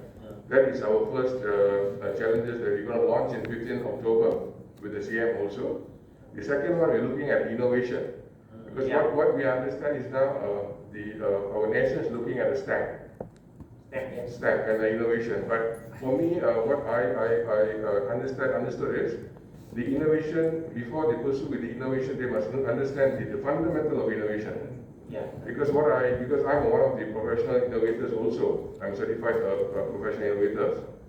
So what I'm looking at, the FMEA, it's a fail on that. There's a gap on the innovators. When they introduce or when they innovate, they are afraid to look at this failure mode effect analysis. So that is what we are providing for the student in a UAV development or designing, so that the students will have kind of like ever-ready knowledge, the information before they design the drone. Design, dia ada kat awal ni dalam design. So that is why we are looking at the readiness, the student readiness area. What are the areas that they have to tap? And we found on the gap. Like I'm actually an aircraft engineer. So we are bringing the commercial, the civil aspect on the airworthiness part, how they're going to inject into the drone design. So all these innovations comes into it with the fundamentals of drone. Right? This is the idea of. This is basic, This is the basic ideas of objectives. Kelab Remaja Udara Malaysia. The mileage. Kelab Rakan Udara, Kelab Remaja same lah. Kelab Rakan Udara Malaysia is the NGO. Kelab Remaja Udara Malaysia is sub from Kelab Rakan, but it's under BSKK, Kementerian Pendidikan Malaysia. So we are now initiating a nationwide to have a club in the school, and even we spoke to a few teachers, few schools, to have a lot of programs in future and current also. And we are looking at we are looking at the support from industry players as well. Oh, di industri yang lain. And because we kind of like in the midst of getting the student, the young generation, as the nation talent, so that we can actually meet our objective to have our own drone, what you call the world-class drone in future. Yeah. So lately, one of our members actually they won a drone competitions in Korea. Vico. They are members also from UTM. They won a gold medal. So we have ramai yang pergi bertanding luar negara sebenarnya. Sebab kita tak dapat capture pun ada. Now with this penjelasan nanti kita dah masuk ke directory. We have a talent yang boleh dipamerkan di sektor antarabangsa. All this under MBOT, plus Kementerian Pelajaran Malaysia, MBOT, KBT. Because we are not focusing on the drone alone, because we have the subsystem of the research unit as well, because we have a research squad, so that the students will go into that squad and they will understand how to do research further. Okay, they come back. Now we have a level bawah lagi sampai ke atas. Yeah. You all need for level yang untuk awareness, to provide the talents data. Di mana kata talent, Okay, that's all. Thank you. Thank you. Okay, kita pergi kepada Malaysia Sport Aviation tadi dah nanti kita sambung lagi lah. Ya betul. Malaysia Sport Aviation Malaysia ada. Sorry, Muhammad. Basically, I'm sitting here, mewakilkan Presiden Ketali. Sorry, he cannot come. Mewakili? Mewakili the President. Oh, Presiden juga. Okay. From ni lah, Malaysia Sport Aviation. Yes, Persekutuan Sukarela Malaysia. Basically, my concern on MSAF actually, I have two. One is on the regulation. So, untuk makluman YB. Mano kan? Ya? Nama dia Mano ke Mano? Muhammad. Okay. Buat pengetahuan YB yang adik American kita ni yang hari tu tahun 2015 is it? MSAF yang actually bawa kepada bawa sponsor. But during that time we have a very difficulties on the fundings. So our funding, yes, because because next year we have this international event in Bangkok. Oh. So in our organization we this one is MSAF is actually registered with OCM, Olympic Council Malaysia, and also FAI. So FAI is organizing a race event in Bangkok. So right now MSAF sekarang ni ketengah-ketengahkan, we want to develop our own national drone racing team. Like last time we have players like Abang Fitri and then Abang Fitri. Yes. Yeah. Okay. Student dulu. Then he grow prosper him. You prosper him, he grow well. Yeah. So during that time kita have difficulties sebab pun masa tu drone racing actually tidak ditengahkan. So sekarang ni my concern is mostly on the recreational part, which do also on the drone racing. So we hope that maybe because of MSAF right now di bawah KBS, but we also hope that we also get support from MOSTI to shoot our program, to shoot our national team, so that we can actually establish a proper national team, and then we can compete in international event. Okay. And another second thing is on the talents part. So basically on the TPM, like kita punya member saya cakap highlight on the talents, and also MSAC is working with Chrome. Actually, we want to develop a talent because I've been talking with some of our industries.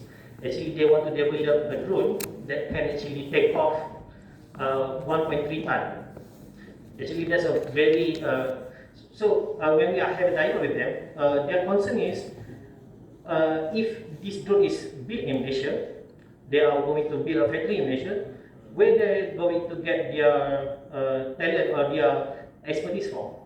They must be import. So when we're talking with crew, why not we start a talent from school level? So we already been talking to Crown. We developed this we believe, we have a strong belief on the FPV drone ni yang akan menarik minat yang cepat untuk these youngsters, sebab this drone have fast pace, lepas tu ada lampu cantik. So we think that this is easily accessible untuk menarik minat these youngsters untuk join into this drone industry. Okay. And then we hope that before this we know that setiap sekolah ada ada robotic club. We hope that mostly can support us to have a drone club kat setiap sekolah with crew. And also might interest TPM that you can actually develop a talent hub where this school from in Malaysia can come along into TPM, and then we can actually play together with experienced pilot like Abang Fitri and then Adik Ahmed and then kita punya kawan-kawan, so that these students can actually mingle around with real experts, real expertise. And actually it's good for the industry that industry can tag along, they can actually dapat tengok dapat have a pool of talents that they can nurture into their industries. Okay. I think that's all. Nurture the talent. Yeah. Betul betul.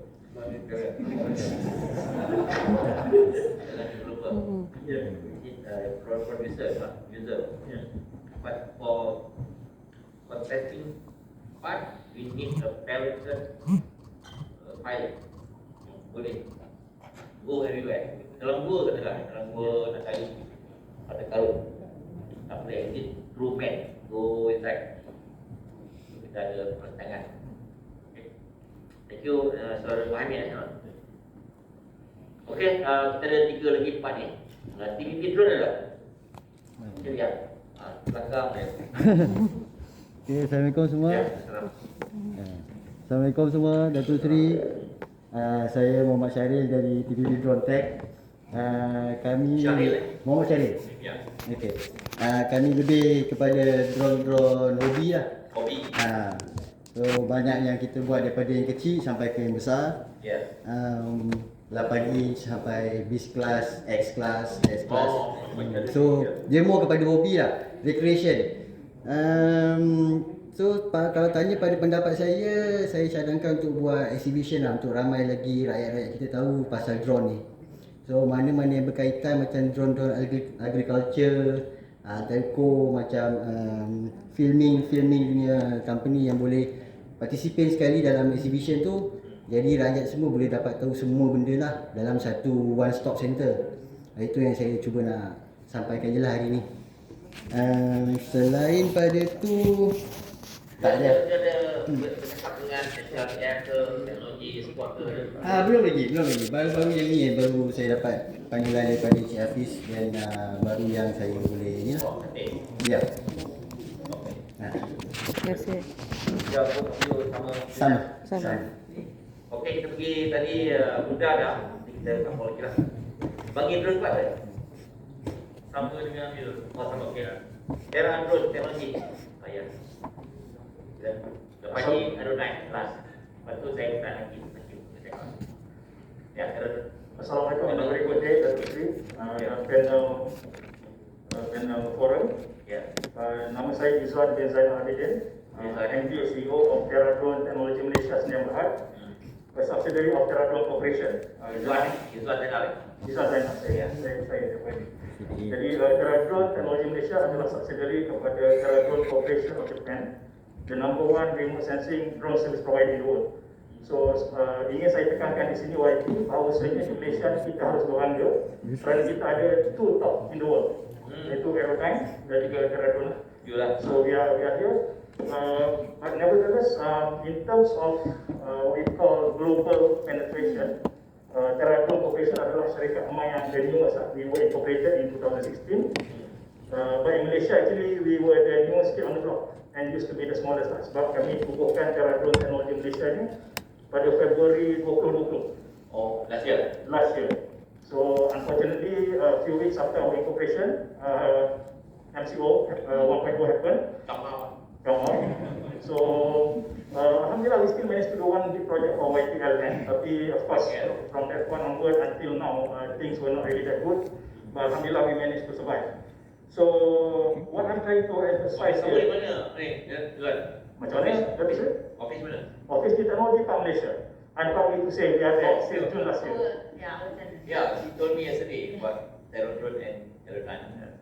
So, Aerodrone kat Sampijaya. Kami kita ada Aerodrone dengan Polar-drone. Polar-drone is their magic. Okay. So just to share a few points, basically, I mean, again, as I mentioned, Malaysia should be proud because actually we are among a few countries globally yang ada global presence of the big giant. Global presence, yeah. Global presence, yeah. So in terms of our presence in TPM, what happened was that apabila MCO 1.0 ditamatkan, we without any hesitation, we chose TPM to be our platform.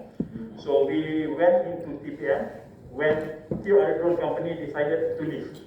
So we took the bold decision to go into TPM, and in fact we were among the initial task force for Area 57 under the previous management of TPM. Unfortunately, nothing much moved, but I was told that the previous management managed to get some budget under RFK as well.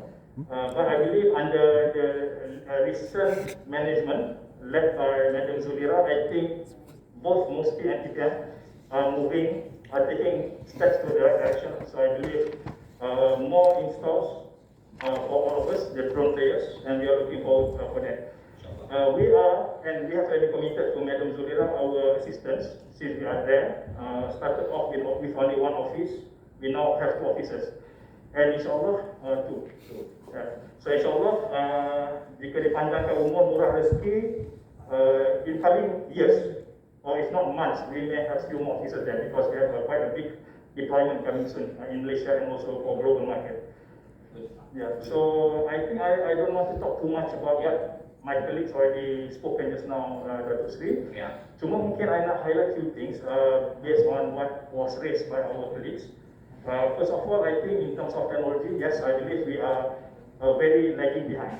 So as what Dr. Shen was mentioning, we are still few years back when it comes to this. So I think more concerted effort is needed, especially from the support of the government.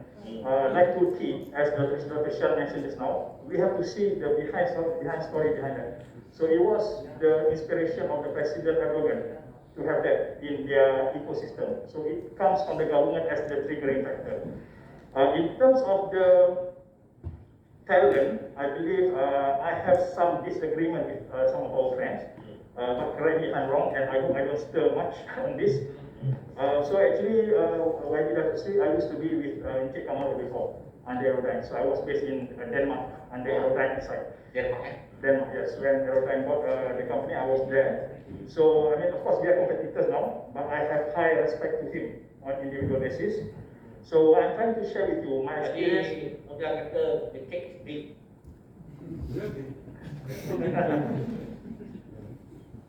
So what I'm trying to share, that to say, when I was there for almost 1 year, I brought in a few pilots from Malaysia. Our UAV pilots under Aerodine, we were there for almost 1 year. I can say with certainty is that actually our pilot, most of our pilots that I brought there, is either on the same level with the European or better. I can say it's for a fact. In fact, for certain jobs, for example, for the Mitsubishi Vestas oil wind and valve and so on, they specifically requested our Malaysian pilot to do the jobs, not the European. But the hindering part was more on the working permit, employment visa, and also the work pass. So that's the big challenge because EU is very strict when it comes to deployment of foreigners into their workspace. But Itu ada susah permit, working permit dengan working employment visa or work permit. susah kan? Sana very tough. Datuk Sri, melainkan kalau you are being employed by the company on permanent basis. If you come under assignment or project basis, it's very tough to get the clearance. Although we managed to get some, it's very tough. But nevertheless, the issue is actually we have the talent. For a fact, I know that we have the talent. Aerodine has huge amount of talent pool. Terragon also, we also developed our own talent pool. And I think maybe it's a blessing in disguise bila berlakunya pandemic COVID baru ni. I pivot a bit. our solution. Jadi untuk pengalaman Datuk Seri, masa saya tumbuhkan cara drone di Malaysia Februari tahun lepas, my aim was to become just the marketing arm. I was planning to bring our global technology from Europe, from US and so on to here, to Malaysia. But due to the pandemic and due to the border was closed, so I cannot bring in the technology here. Get ready to open. Yes, and I also cannot send my staff. To me, by now, today kita dapat mungkin achieve lah our first episode dapat target percentage yang cukup untuk vaccinate tangkap Malaysia. You dah vaksin semua? Tadi belum? Sekarang tu saya vaksinkan. So, Datuk Seri memang qualified to vaccinate. you prepare open up economy. Kalau kami dah buka dah, 15 December. So we able to open more and more. Today kita just technical kerajaan telah pun buat sudah open up more economy. So get ready to open up. Order also kita open up. So for the last 1 year, we were not able to bring in technology here. At the same time, I cannot send my staff for training overseas. So we pivot a bit and we did some development for local talent and also local I technology. just want to tell you, sebenarnya dalam negara kita ada OIC, One Stop Center di airport. Mana-mana investor, mana-mana CEO ataupun company, dia tak payah quarantine. Dia datang 2-3 hari, kita boleh bubblekan dia sebenarnya. Tapi benda dia banyak tak tahu lah. Kita allow open border for business. So kalau nak panggil kawan daripada luar negara yang perkara CEO, chairman of company, investor, tak payah quarantine. They can come here for 3-4 days, bubble, and then they go back. Maybe many ramai tak tahu sebenarnya. Yeah, I pun tak tahu. How you did that because a lot of my CEOs globally have been I've been talking to several years. Boleh panggil. Now dah boleh dah. Dia ada WhatsApp center kat airport. You tak beritahu kat keluar ni.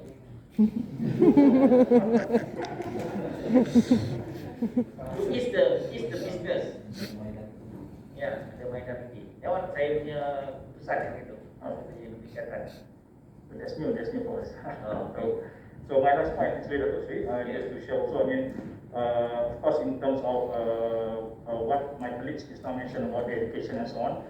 So I think that's also very important moving forward for our country to survive or even to, not even to what we call move forward, but actually to survive compared to our neighboring countries. We need the education level since the younger age until the higher level. Yeah. So on this note, we actually applauded we applauded Chrome and so on for the effort. On our side, actually, we are doing some few CSR. For example, Chrome is already with MRSM. Me myself, Drone, we just recently incorporated Club Drone MRSM Langkawi and also MRSM Pekalan Ceto, because we are alumni from this MRSM. So yes, we give that for free under our sponsorship program. And of course, we are also doing for for a few universities and so on. But I agree with my colleagues here. Education is very important for moving forward on top of the technology. So with that, thank you, Datuk Seri, for this session and all the best with that Area 57. Thank you. Yeah, thank you very much, Zul. This one, I think I appreciate your interest on how to bring our technology inside. Even though payah saya lah. Saya bacakan surah Al-Asri. Dalam kepayahan tu ada kesenangan. 2 kali Allah Ta'ala sebut apa. Jadi itu mestilah.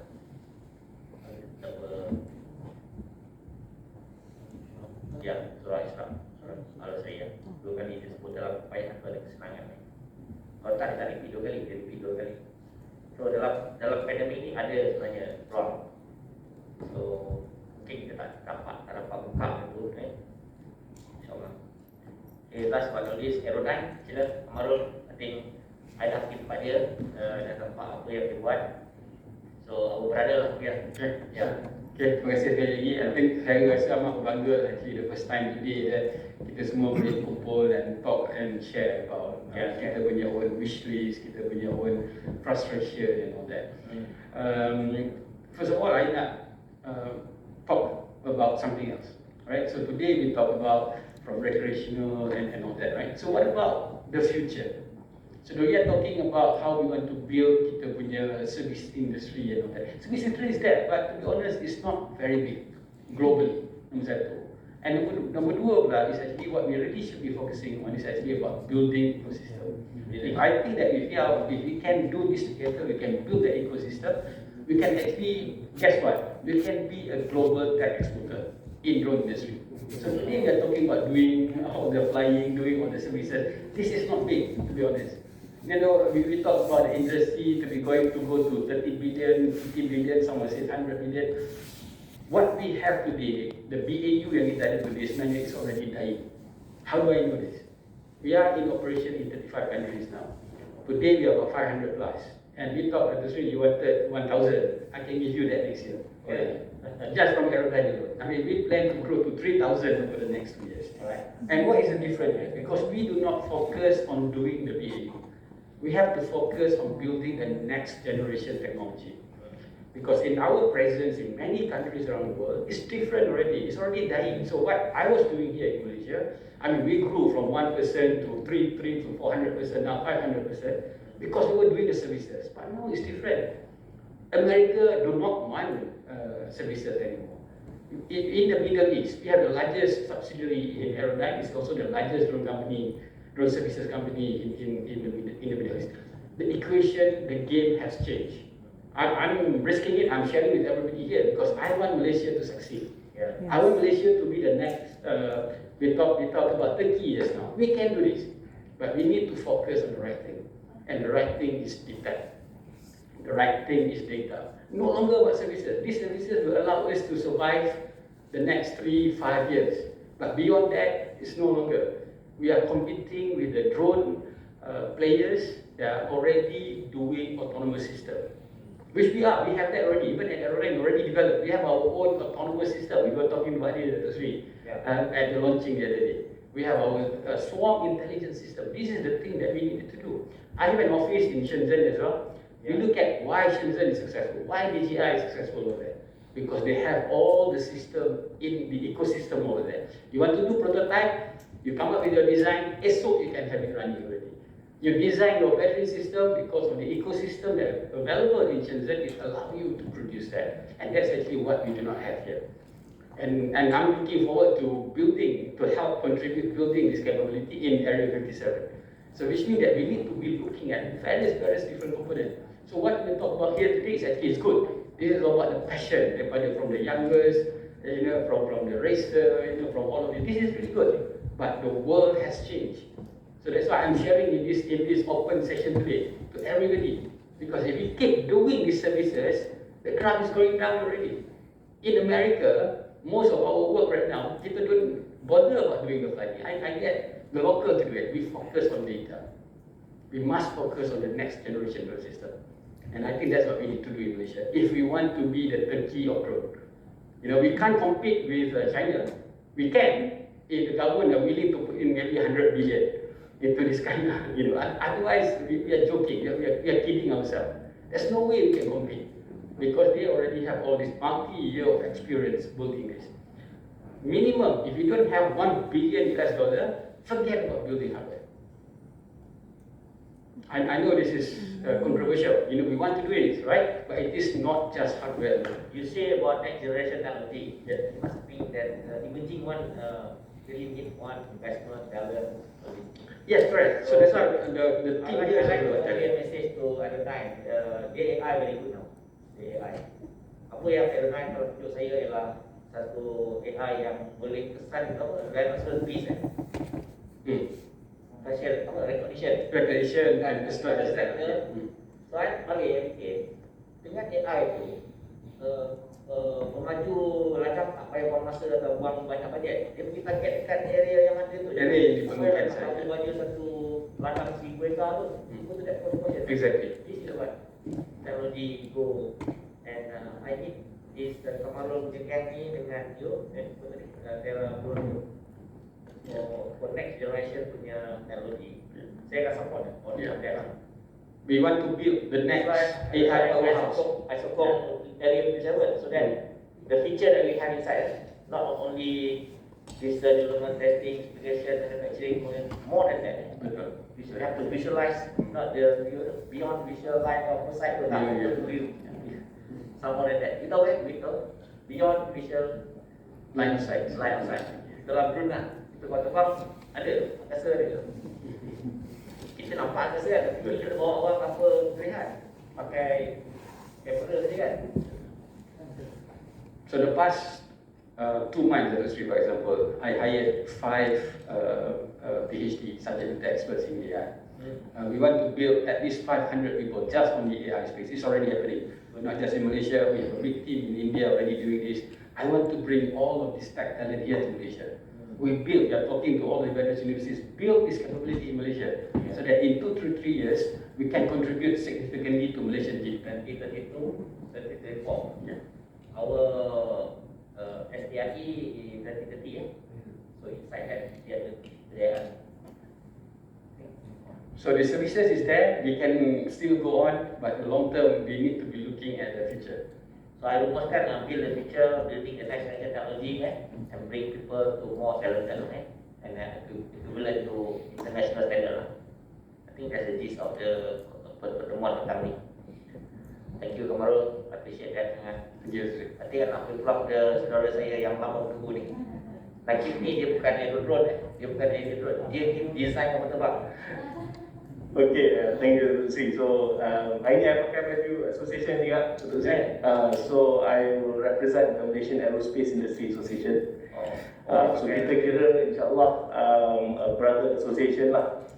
In some cases, a bigger brother association. So, we represent 80 companies and more than 17 billion ringgit of export that we do in aircraft manufacturing and design.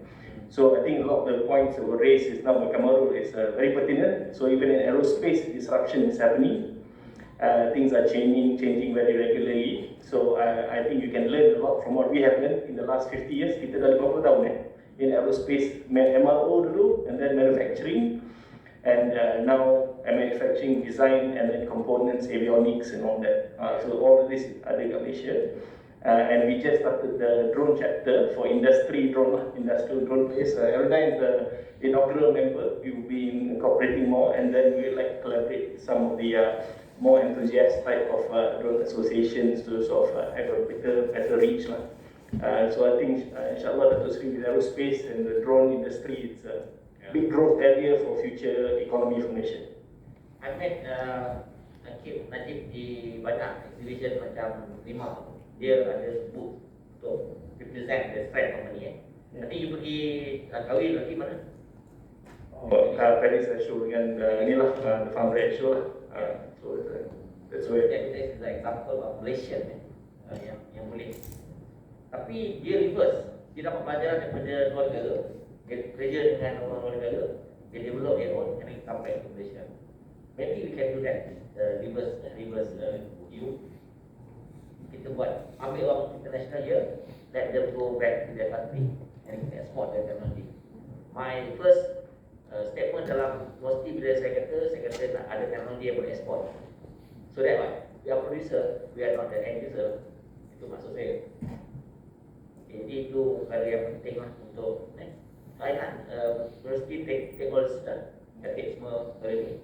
From time to time, kita plan untuk visit dan kita plan untuk go together. Kalau ada jemputan untuk saya for penat harapan and then saya tadi bersungguh persisten dalam melainkan pilot yang bagus lah through competition, through sponsorship I think mesti kena berikan saya banyak sikit lah untuk sponsor ni untuk teknologi cari angle mana okay, I think yang muda ni I appreciate sangat because you ambil nama parti muda dari bagus you punya you ada Tuhan understandingnya all for information okay. Actually we established before Muda and Sejadi.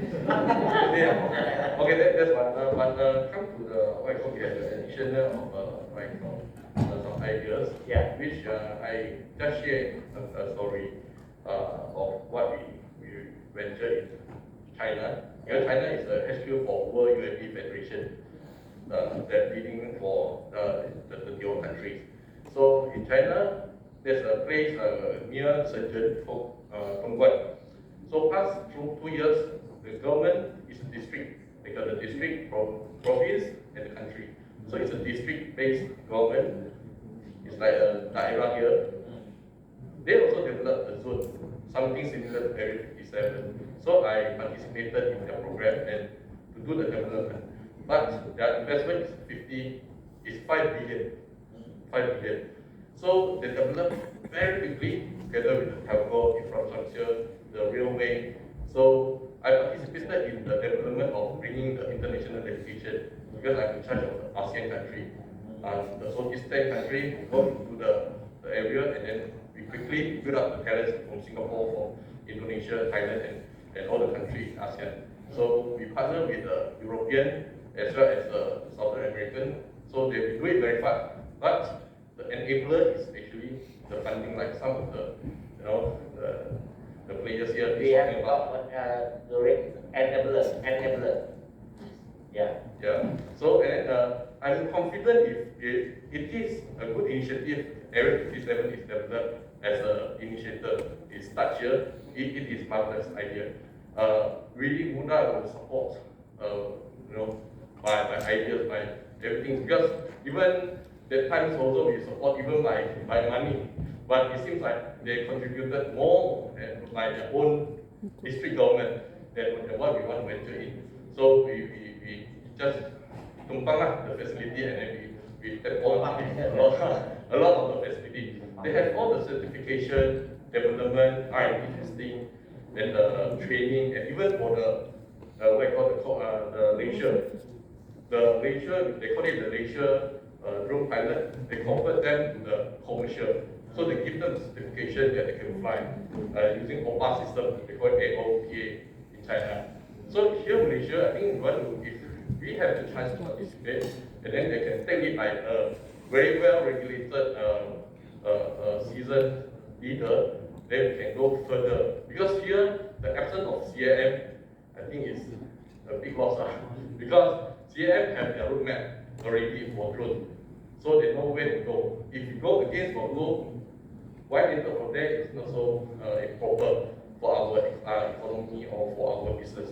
So here we have a senior advisor in Muda also, former mantan DCA, chairman of the Dato' Sri Azharuddin. Yeah. So maybe I can let him have some ideas, sharings to contribute to this Area 57.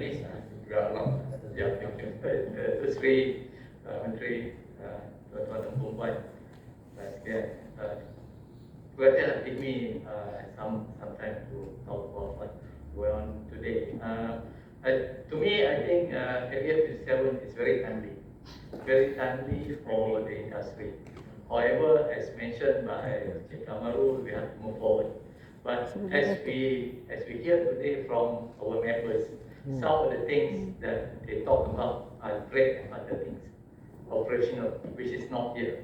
These 7 items are bread and butter for what we have to do to one of the pillars for us to move forward.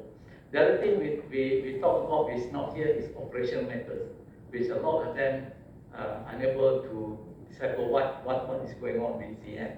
I think for mostly for some of us, they are quite advanced in that. I think I would suggest that we have an awareness program, maybe a monthly talk by experts of what's going on and what's the future by what has been mentioned by Sheikh Kamaru.